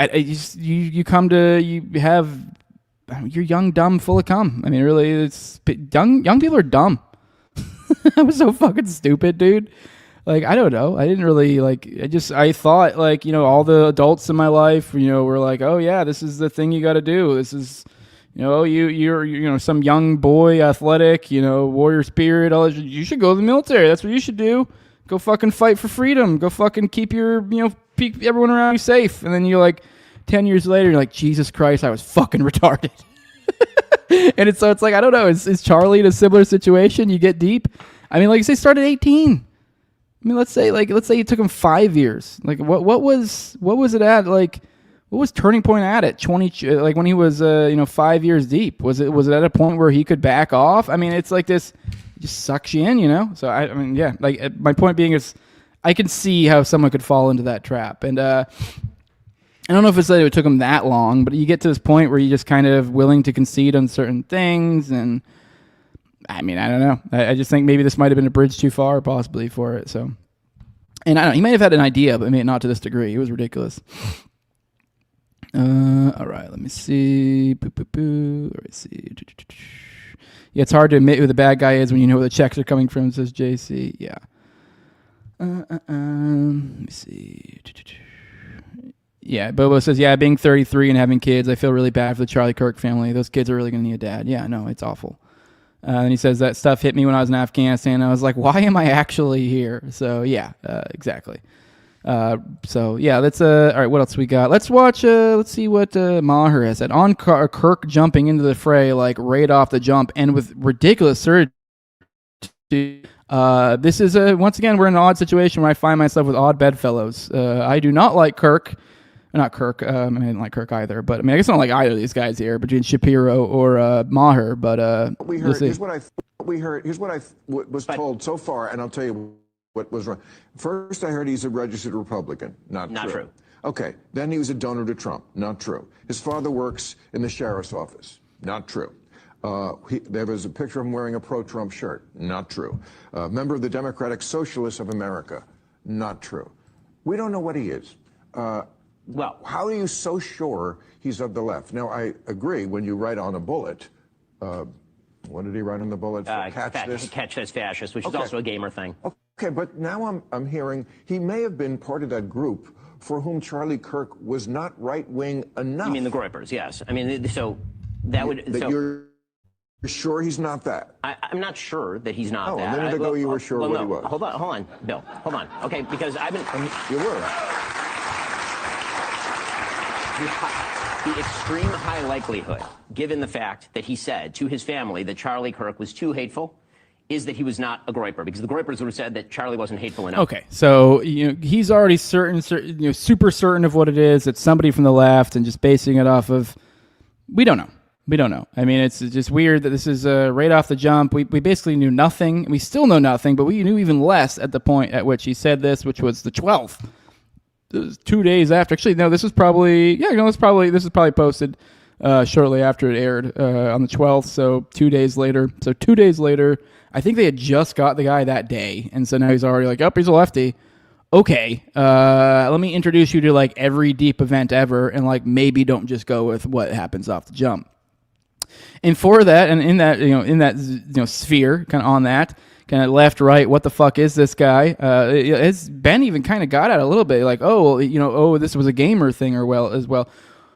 Well, I don't know. Some of us are unfortunate to be exposed to many of these subcultures. I mean, not that I am in these subcultures, but I don't know. I guess mostly my experience would be people making fun of them, and that's how maybe I see these things pop up. But I've somehow learned about these things, I guess maybe from my times digging into things like the Zizians or 764. You find these weird internet subcultures that are a little bit different, a little bit more than not quite the normal thing you'd think of, which is kind of why this is so irritating, this stupid, amorphous, left blaming, which, don't get me wrong, I don't fucking care for the left all that much. Although, I'll be honest, they're kind of, as of late, they've been a little bit, they're getting a slightly more, I don't know, what's the word I'm looking for, more agreeable to my taste as of late, if that makes sense, with how, the right's progressively acting ridiculous. But kind of to the what the fuck is this guy and kind of the internet subcultures, here's a photo. This is from Blob Report. He's saying images are now surfacing from the southern Utah furry scene. Is that Tyler Robinson with Caleb Cox or even Spencer? Hard to tell with the fur obscuring their identity. So just remember, just months ago, Utah media went to overdrive to bury a local controversy about people dressing up as furries in a southern Utah school district.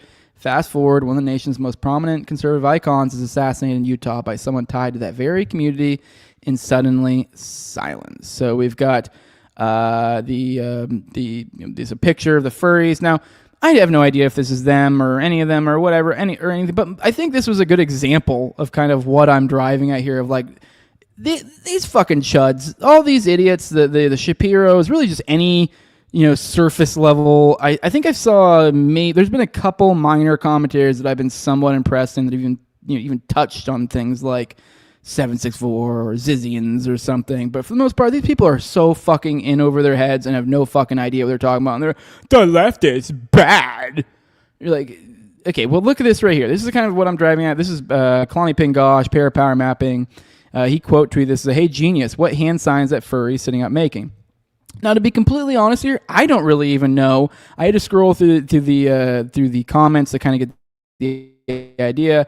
I think it's playing off of, this is like an internet meme 5 to 10 years ago from what I remember. I just remember in the early, a long while ago, like back in the day when, oh, everything's racist, milk's racist, that, like during that one, there was that period of time where this sign is racist, like the OK sign or whatever.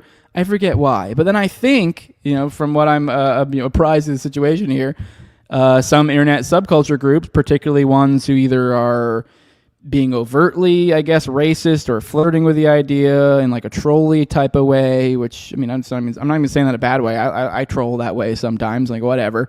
But point being is there's been internet subcultures that have kind of adopted this to as an ode to that, whether that means like a literal, some sort of racist something or other. I think it's supposed to mean like white power, I think. That was a joke, because I think when you do this, it's supposed to be like the W and the P. I don't know, it's retarded. It was literally a joke. Like, it was a meme from my understanding. It was like a joke of like the left getting upset about it, and then from there, I think they just kind of like, okay, now we will adopt it type thing, because that's just like how the internet works. And so then we have here the furries with that. Now, with that, what I'm saying here is, I've been to realize that like there is like a hot subculture of like Nazi trannies, and like we're in a new world, baby. Like this whole like nonsense. Oh, the left. Oh, the right. Dude, shut the fuck up. Like it's not useful at all in this situation. This guy could be literally have been like a dyed in the wool like national socialist believer. Like he could be like have read all of the literature. Like, we don't fucking know. We don't know. Like, we just don't know. Like, everyone just jumps, like, and like, almost immediately, as soon as we got the trans thing, everyone's like, Antifa. Like, what? Like, you don't even know. You don't know that? Like, you have no idea. He literally could be trying to, like, keep the white race pure for all you fucking know. Like, it's just insane. And then, now, I guess kind of getting to what we do know. Here is Cassandra McDonald. She made an article about it. She's been writing quite a few things, so I'd recommend keep an eye on her. And she's been making a lot of posts. She's been really upset by this. I think she was a little bit of a friend with Charlie, so this kind of hit her hard or knew him or something. I don't know. But she was kind of close to that sphere, so she's been pretty upset about this. But she's one of those ones I said I'm kind of impressed by, because she knows her shit. She knows things like the Zizians and stuff. Because hell, I was reading this article. I actually did read this one already, and like before she even mentioned the Zizians, I already was thinking it. Because I was kind of more honed in like a 764 vibe or something. But I don't know. Maybe if it is more lefty, maybe we're looking more of a Zizian type thing. But I'm getting a little bit ahead of myself. Let's go and read this. It says, accused Charlie Kirk assassin appears to have been in Steam group called "Read This If You're Gay," echoing message on bullet casing. Members urge encrypted cover-up of chats right after shooting, which this "read this if you're gay" I think would also be another thing that kind of implies not really the kind of lefty that they're thinking, more of the edgy type, if you would even want to consider it left. I mean, many of the lefties today would consider them right because they are into some of the things I mentioned before. So it's a confusing binary. It doesn't really work. Alleged Charlie Kirk assassin Tyler Robinson appears to have been a member of a bizarre Steam group. Read this if you're gay.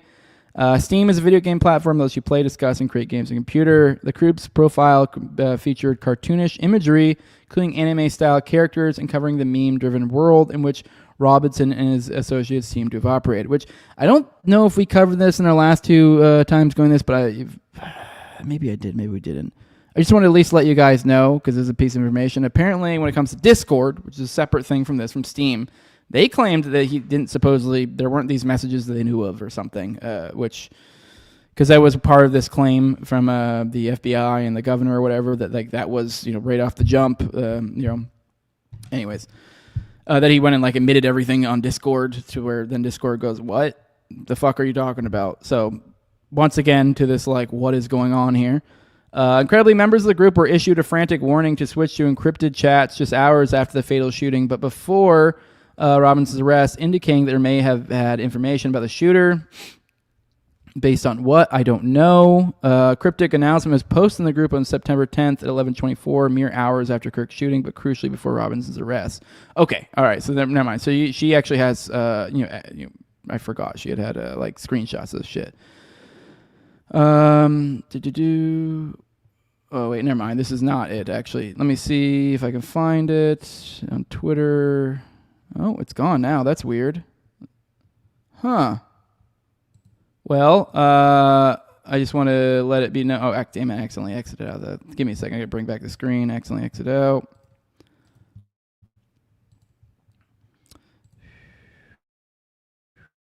All right. Did I accidentally exit out of something? Shit. What did I... Damn it. I swear I just had something up, and I think I just accidentally exited out of it. Crap. Ah, damn it. Give me a second.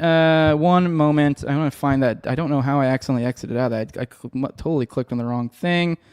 I did not mean to do that. Give me 1 second. Let me see if I can find a video, so at least I'm not awkwardly like sitting here waiting to find it. All right, here is this video. Kind of on, I guess, on what he was. I guess this kind of points to he's a gay. Dang, you've got to be. Oh my God, you'd be fucking kidding me. I fucking hate StreamYard so much. Sorry, I literally just did the thing again where I brought it up, and then almost as soon as I brought it up, the audio started glitching. All right, here we go now. Now it should work. I'm going to go hunt down that article again. Sorry, I didn't mean to click out of that. Go and watch this. Were they holding hands?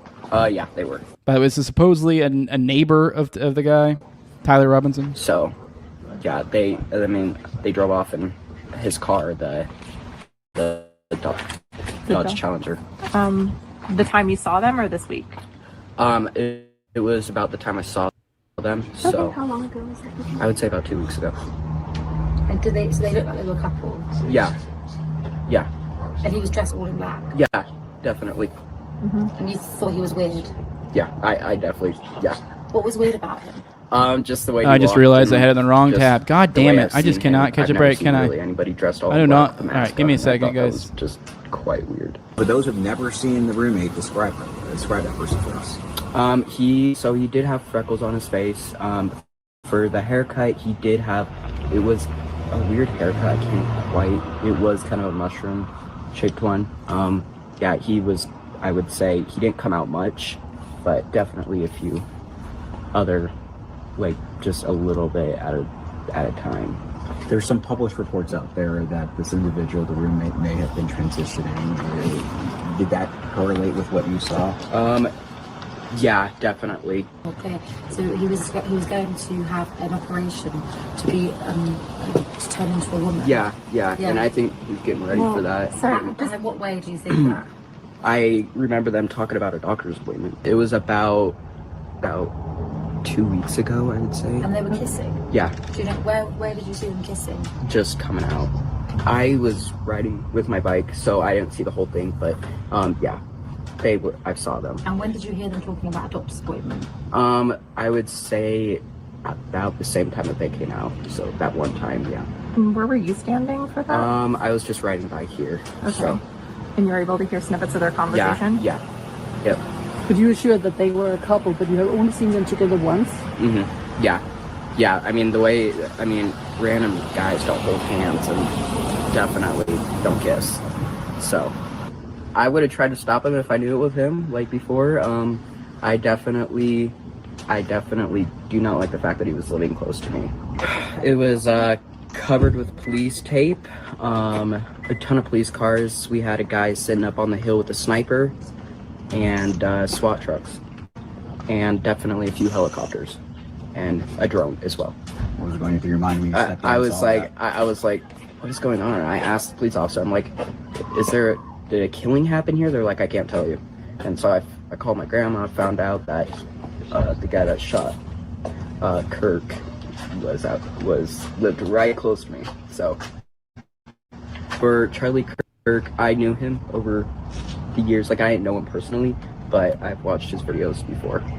And so all right, so that's that. I don't really know what to make of that. I will say there's already been one, I don't know which specific one, but one of the multiple, I don't know if it was the Times or some major publication of one of these separate neighbors or friends or school members have already had to issue a retraction So I'm just saying, I know these are worthwhile and being aware these happen. Don't take any of them with these are all just people. I mean, especially if we're going to go with our, the hypothesis of the Israel thing, it's like, well, then they would have hordes of people probably coming out making weird statements, this or that, finding ways to obfuscate it.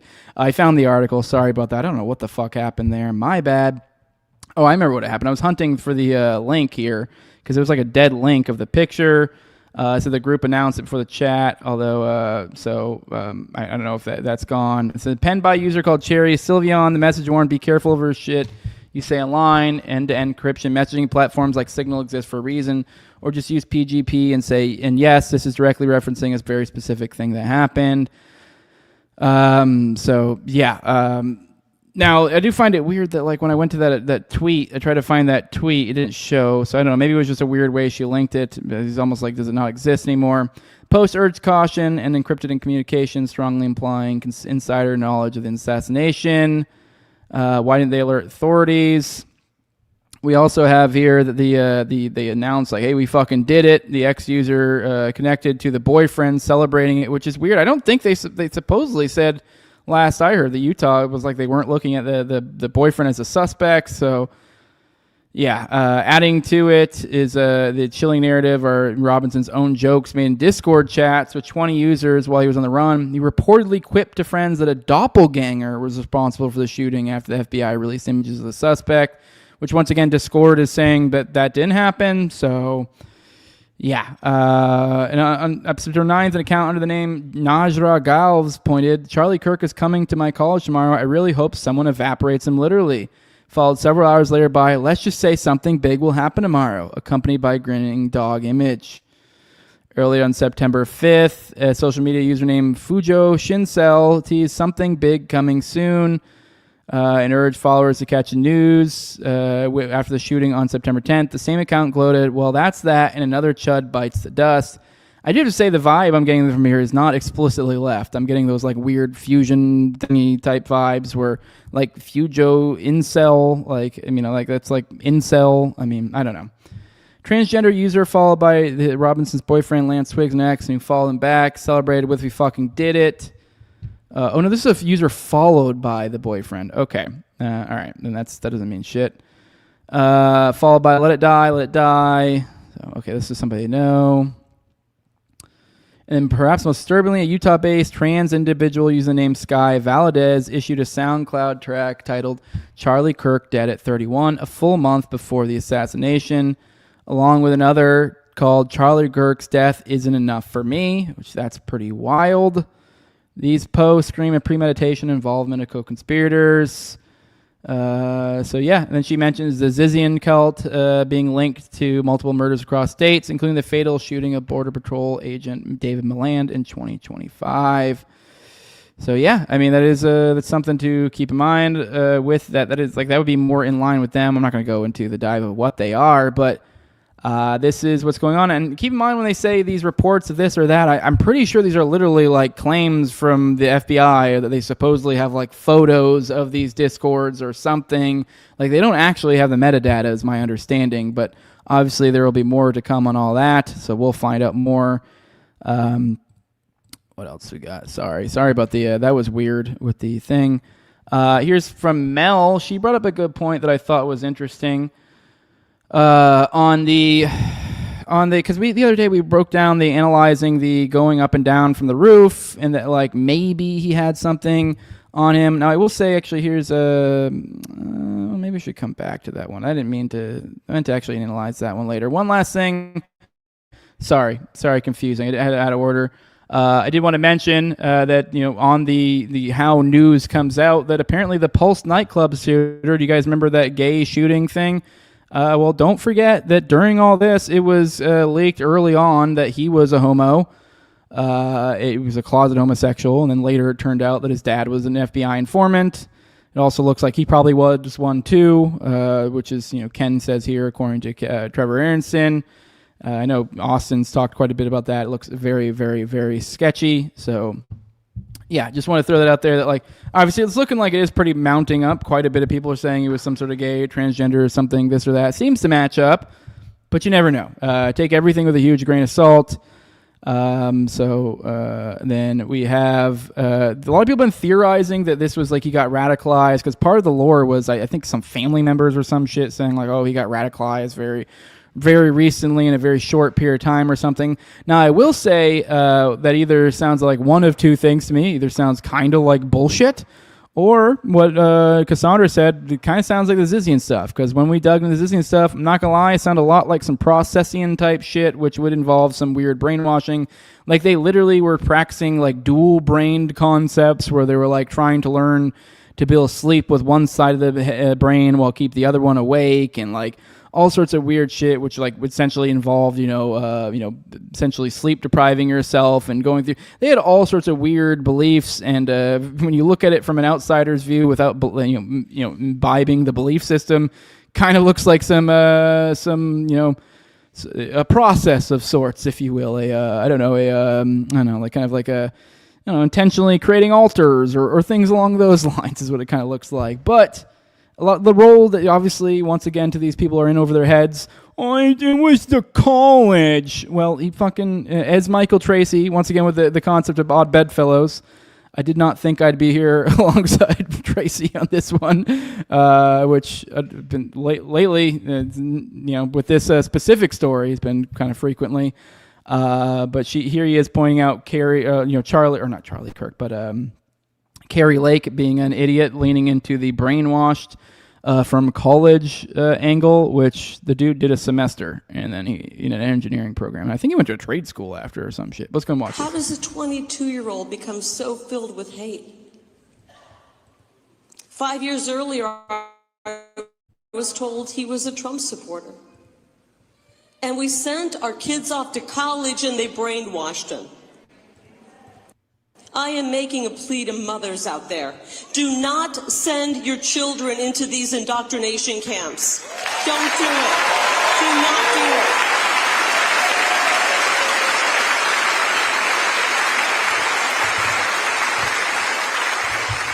At one moment, that 22-year-old who shot Charlie was a baby in his mother's arms. And by all accounts, those parents did a good job raising him, until he was sent off to be brainwashed. We have lived through the most horrific brainwashing campaign in the history of mankind. How does a 22-year-old become... So yeah, here learning into the brainwashing thing. Also, do want to let you guys know, 24 hours ago, apparently, Tyrell Robinson is under special watch status at the Utah County Sheriff's Department Special Housing Unit, so officials can keep a close eye on him. And Ken pointed out, this is where they check on you every 15 minutes so you can't sleep. Your mind goes to mush and you can no longer think straight. It's actually funny, Ghislaine Maxwell actually recently commented on that, where she pointed out that during that period of time when she was in jail, there was a long period of time she was in these sort of watches and she had to wake up like that, which to her, boo-hoo. For a patsy that everyone is begging them to, as quickly as possible, give him the death sentence, like a bunch of fucking idiots. Then yeah, this kind of matters. This is kind of setting the stage for where this goes. And by the way, he's also currently claiming innocence, so that's worthwhile knowing. So he's claiming innocence. I think he's refusing to cooperate, which totally makes sense. What I would do if I was some fucking patsy, probably.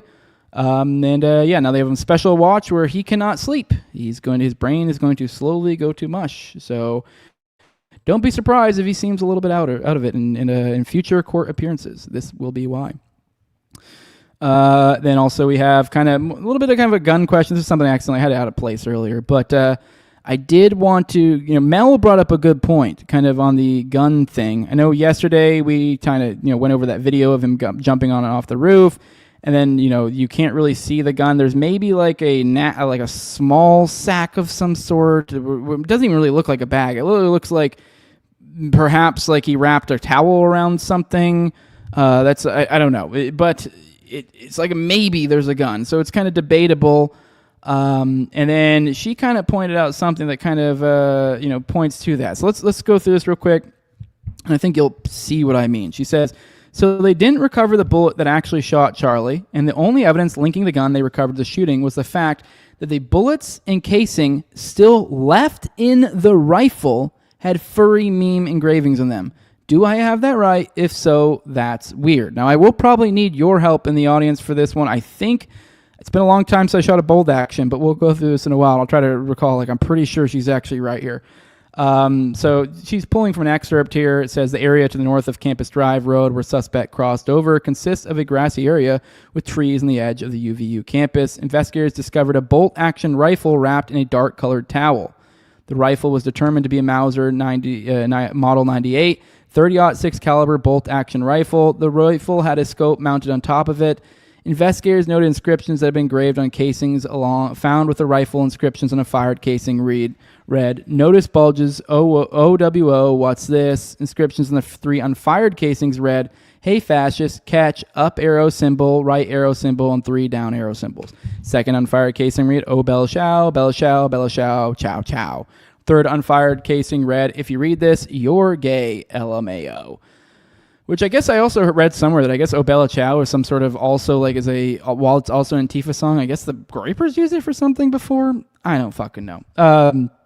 Obviously, I don't buy I don't necessarily buy the Groyper or the lefty angle, but anyways.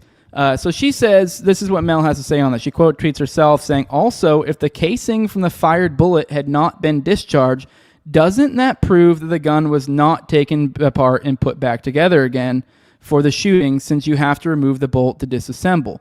Real question, I honestly don't know. And yes, I'm fully aware of how totally improbable this entire situation is on its face. Just humor me." Which, by the way, if you want to, go look into the official narrative. It is pretty ridiculous. The whole series of, changing and unchanging and the gun. And it's weird. Sure, maybe, I guess it's possible. But now this, she brings up a good point. Now, because the idea was that some people brought up is well, the towel idea, or whatever. Like I said, perhaps it was wrapped around a towel or whatever. Maybe he did jump from it with a towel around it to obscure it or whatever. So then that would require it taking apart, which I've heard, debatable things, or whether you could even take it apart. Because this is the rifle right here. I'll just go and show it on the screen right now. This is the rifle. So this is a photo they provided of said rifle. That doesn't look to me like you could, maybe you can break it down without, completely removing the... But the point is, that had to have been disassembled. I'm unsure if you can even really disassemble it in the way that they're saying they are in order to be able to get down from a roof and have it But essentially the idea was that he would have to break it down and then put it back together and then set it down like this. And supposedly the casing, the fired casing, is still inside of it. Which I will say the way this was worded is it did leave it open to perhaps maybe because whether it's in or not would depend on whether he ejected the round after firing. Because with bolt actions, with normal semis, usually the recoil will essentially discharge the spent casing. Whereas with bolt, you have to engage the bolt action essentially. So you have to pull out the bolt, put it back in place to seat the next bullet. Essentially to eject the casing, they would have had to. But I guess at that point, I don't think it specifies in the excerpt. So he could have theoretically picked up the casing and then left, maybe put in his pocket and then put it with it there. Although then that's bizarre too, because it's I guess then the reasoning would be well, he obviously engraved them for them to be seen. I don't know. It's just weird. And because then now that adds one more thing, because now then he has to find his casing off the ground. He's concerned about finding his casing. I don't know. It's bizarre. This is very odd. So I guess I'm just kind of curious. Any of the gun guys in chat, you let me know. Is that possible? Is there a way for... Because essentially either he had to have... Because the wording's confusing, although it is heavily implying the casing was inside the rifle, the spent one. So either the spent casing was still in there, meaning he wouldn't have been able to disassemble it. I believe. I would assume part of the, and damn near any bolt action, anything or other, you're probably gonna have to disengage or remove or some sort of disassembling that would essentially remove the spent cartridge or something. I don't know. You guys let me know. But this is bizarre. And then here's a retired Green Beret saying, kind of pointing out some of these, I guess, similar issues. I don't know. It just seems weird to me.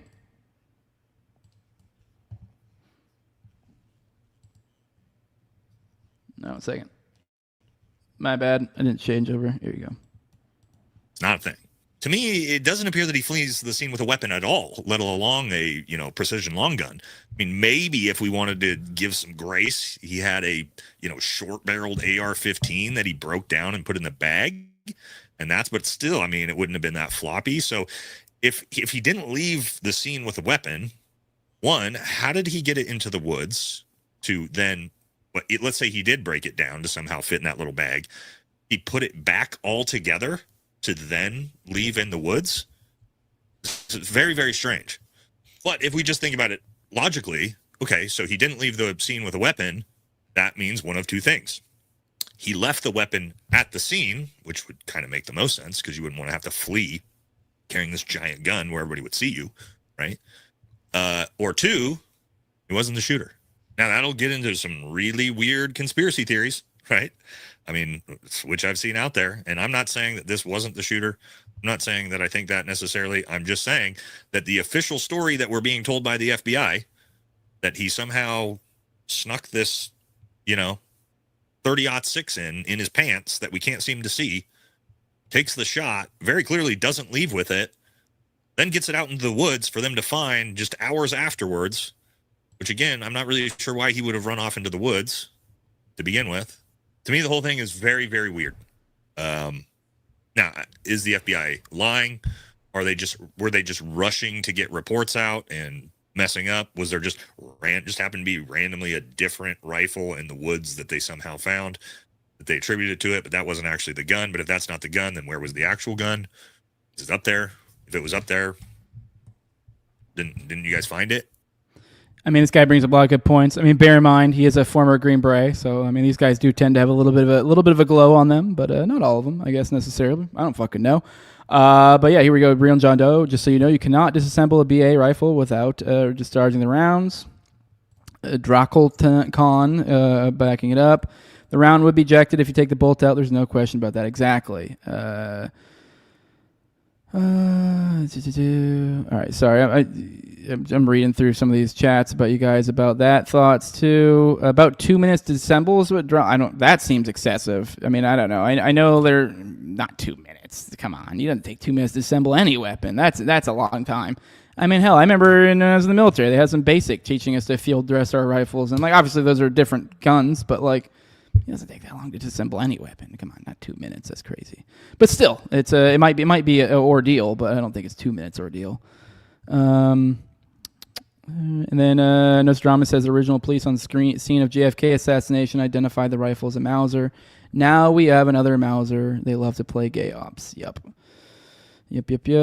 So let me see. I imagine they're saying he threw the rifle off the roof. He definitely threw something down. That's a good point. I didn't ever consider that. I didn't see a throw. I guess you could have seen. I guess if you did toss it, especially if it was like facing us in long ways, like with it grainy, maybe you wouldn't even be able to pick it up. It wouldn't have been noticeable. Which I guess then would point to why the mounting of the scope's fucked up a little bit. So, let me see what else you guys got. Yeah, all right.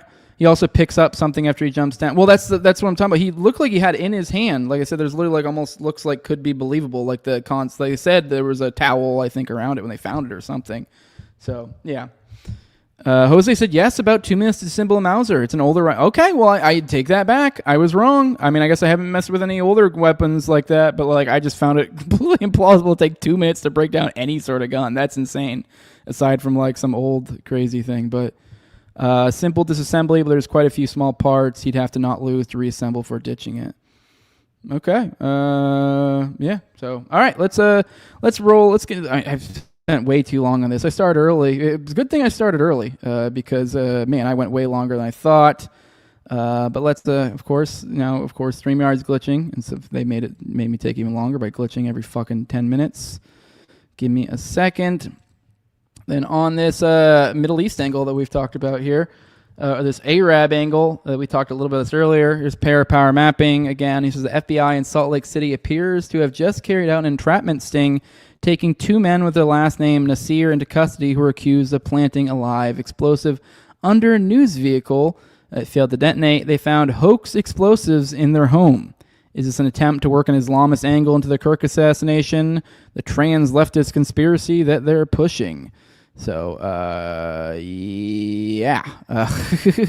Which he is also quote tweeting too here. Apparently there was just it's reported that he picked the gun up in some sort of drop point, which obviously that kind of implies Gladio or the like. So so let's look at this. Here's some photos. 2 men accused of lighting live bomb under news media vehicle in Salt Lake. This was on the 14th. So this is yesterday.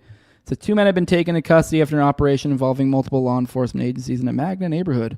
One of the suspects were identified as 58-year-old Adib Nasir and 31-year-old Adil Justice Nasir. So according to a probable cause statement, bomb squads from the Salt Lake City Police Department and Unified Fire Authority responded to reports of a suspicious device.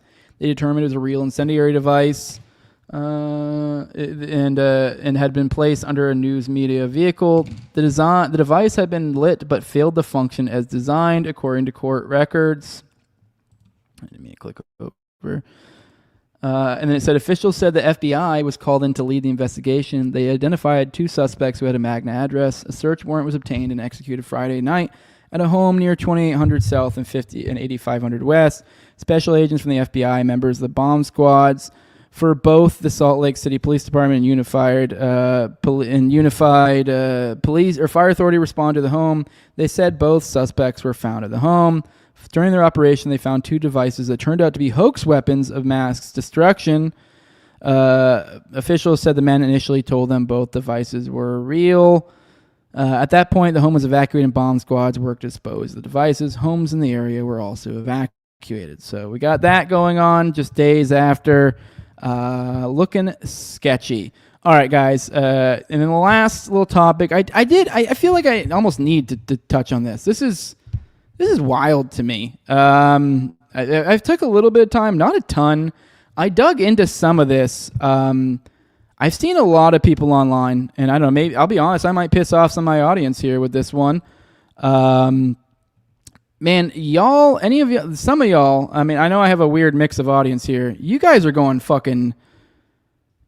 nuts with some of the docs and shit. Or not even doxing. I don't even know if we want to call it doxing. I mean, although I guess some of it is. I've seen people can fire. My wife's work got, she showed me an email that her work got of someone sending some shit to her work about, one of their coworkers said some mean shit about Kirk or something, which, come on. Like, all right, for one, all right, this is kind of the root sort of why this is so just fucking stupid. I don't even, it's just dumb. This is really, if you just take a moment, if you just, apply critical thinking and just go through this, for example, here's a good example. I found this, it's been this month, it was created, the Charlie Kirk Data Foundation. They changed the name of it. I think it was names or something a minute ago. But it literally says, we lawfully collect publicly available data to analyze the prominence of support for political violence in the interest of public education. This already has 110,000 followers. Well, 108, but I rounded up. 110,000 followers. And it's been around this month. That's it. And the point of this is to essentially document people saying mean stuff. I mean, the way it's being floated out is support for political violence. But the problem is, what I've noticed, just taking just the slightest bit of digging into some of these, it's not necessarily the case. A lot of these are just people that are at the time, I don't know, let's say they disagree with him. And then people are then from there, or even people pointing out, just being that he did have bad beliefs that they disagreed with. And these are people that I generally, most of these people that they're documenting these for, I think a lot of their reasons are fucking stupid. But it's still so are we supposed to be upset at differences of opinions? I understand being upset, being hey, this person's literally supporting violence, which there are people doing that. But the problem is, it seems like this is becoming, I don't know, almost I guess you could say the rights version of the abortion nonsense, where they're well, what about this example? What about that example? Okay, well, the vast majority of the examples here do not seem to be that example of the fucking 12-year-old that was held in captivity by her family's and incestuous rape and forced to create a child into this world, or whatever crazy example you create, when it's reality, it's mostly seemingly out of convenience. This guy said some shit somewhat critical of Charlie at one point in time, and I don't like them. So I'm going to... it's just getting carried. But to some extent, I guess almost like, I don't know, I'm almost like just keep going, like whatever, because it's like they've documented to some extent, like once you, I guess, because like I think I saw a tweet, like the tweet I actually shared theirs was like they had 50,000. We are nearing 50,000 identities was the tweet they put out. Keep going. Like, okay. So like kind of to that point, almost part of me is like, okay, fine, whatever, keep going. Because it's like if you're at like 50,000, you're like, what does this mean when you get up to 100,000, 200,000? It just means no one's going to take you fucking seriously. You're like, what are you going to do? Like email like my wife's work, like how that had person that emailed her about like one of her coworkers, not her by the way, it was about one of her coworkers. It's like, what are you going to like? I mean, if you're at a point to where like everyone's dealing with this and everyone's like, oh yeah, we're getting these stupid fucking emails and yeah, this, that, then no one's going to fucking care anymore. It's just, I don't know. I'm just grossed out by it because it's like, you guys are it's just so fucking gay. It's just so fucking gay. Just so gay. Like, even if you do, let's say there is some faggot out there who's like, I'm glad Charlie Kirk's dead. Okay. Move on with your life. Like, I don't know. It's just so dumb. It's just so fucking dumb. It's like, what do you think you're solving? It's this stupid fucking do something mentality. What do you think you're solving? Do you think they're going to like you more now? Like, or do you think they're going to be more resolute in their belief that fuck you? And like, I don't know, I get it. They're like, well, fuck them too. And they're like, well, what are you accomplishing? You're doing nothing. You're wasting your own fucking time. You're pissing people off. You're pissing me off.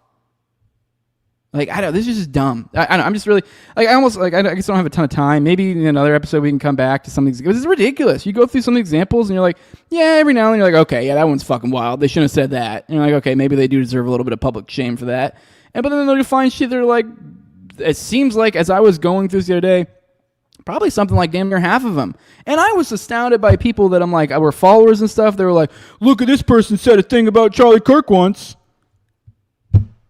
Like, I don't know, just fucking grow up. Just you fucking flaming fags. Like, I don't know, it's just so gross. I just hate it. I really don't know. This is the only purpose is just say, hey, if you're engaging in that, you're just fucking grow up. It's just gay. Like, I understand the idea of like, haha, they're getting a piece of their own. But like, once you're like engaging in it, like, okay, like I get it. Haha, they're being gay. That's stupid. They're getting what they deserve. But once you're engaged and you're like, dude, what are you doing? What are you doing? Like, I don't know. You're no better. Like, it's really no better to me, like, or not much better than the literally the COVID shit of like, I mean, at least it's not directly to your government. You're just fucking tallying. It's just gay. It's just faggot behavior. I'm sorry. Be upset about it. It's just super gay.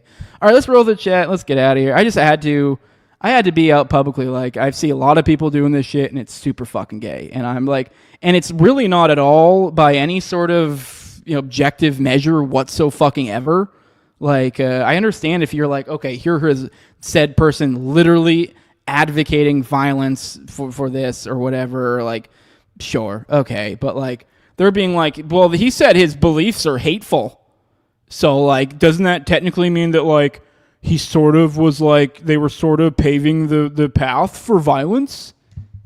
Shut the fuck up. Like, I don't know. Just, anyways, I'm just, yeah. Chaz of Cornfield, that's some rapid brainwashing. He was in college long. By nature, it would have to be specific and targeted. Yeah. All right, let's roll the chat. Check in. It's basically the end of the episodes for you guys know, because I got a lot of chat to go through. I'm just letting you guys know, just warning you. I see how far up the cursor is on there. Are you guys still talking about the Bolt stuff?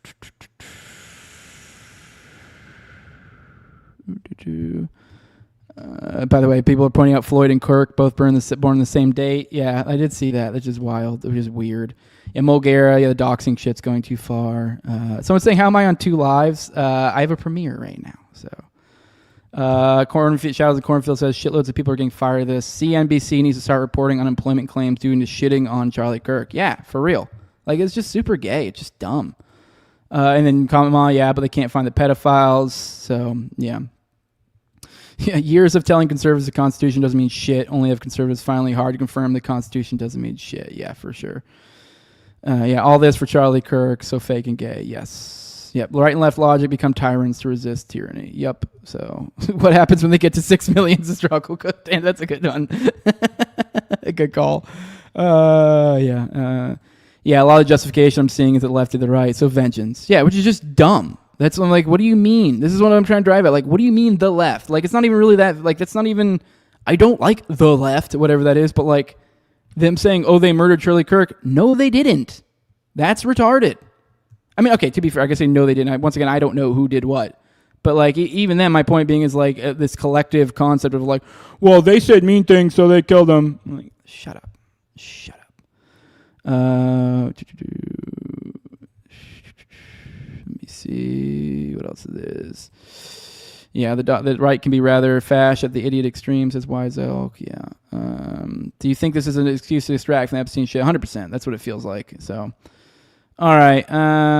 Let's go. Let's get out of here, I guess. Appreciate you all. Let me see. So we got any good outros for you guys today? Maybe we got something cute. What do we got? We got anything cute? Oh, I have a fun one for you guys. I didn't have this prepped, but I have a fun one for you guys. You guys got it. It's a cute kitty video. All right, guys. Appreciate every you guys who joined today. Man, it was a long one. Man, I'm like fucking surprised the guy's not here already. The maintenance guy, but whatever. He'll get here eventually. Let me make sure I didn't get like a text from her or anything. Just checking right now. All right, cool. Just double checking. Good. All right, yeah. Well, guys, that's basically it for today. Like I said, stick around for the outro if you like a little cute goodbye from the show. But for those who want to support what I'm doing over here, leave a like, share, subscribe, comment, leave a 5-star review on iTunes or Spotify. You can also follow me on Twitter at TowerGangJose. Those are all actions you can take that don't cost you a buck at all, and they help us grow the show. But if you do want to grow the show in the best way you really can, help me out, you can give me money over at patreon.com/NoWayJose2020. The lowest level is $2. That's where you get access to the early episodes. I usually keep about 1 to 2, or usually do about 1 to 2 a week. Keep about 4 behind the paywall on a given time. You also get access to the ad-free RSS feed. You also get access to the pre-show and the post-show, and the video calls for me and Austin's weekly live call-in show, and the Telegram. And I give a big shout out to my sponsors. Every episode is a big thank you to them. It's my highest level of the patrons. My previous co-host on Tower Gang at Learn to Toad, also at AbrigadiZ, at ZOVRCK, at _InfantZeal, Tim Tell, at John Klebold, Will Bells, Delicious Blueberry Rabbit Eye Wine, big fan of the show, Torme, at Wayne Taculus, and the Catcher in the Rye. And with that, guys, we're gonna get out of here. Love you all. Ah, man, give me of course the last thing, and it had to do the glitch things, and I gotta take it up, bring it back up. Find the stupid video. God, I hate this stupid thing so much. All right, cool. It's good now. All right, love you all. I'll see you all probably tomorrow, 11 a.m. Eastern, likely. You guys have a good one.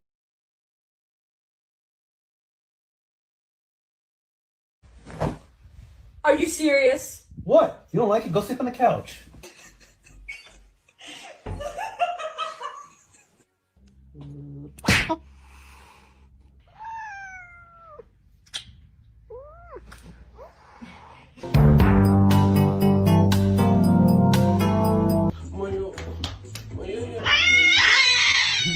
No. Next.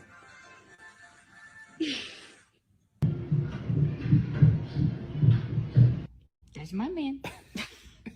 That's my man. That's my man.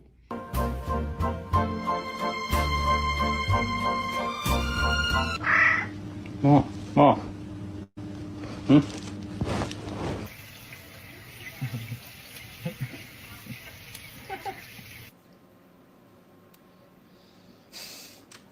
Fuck it, guess we both ain't shit.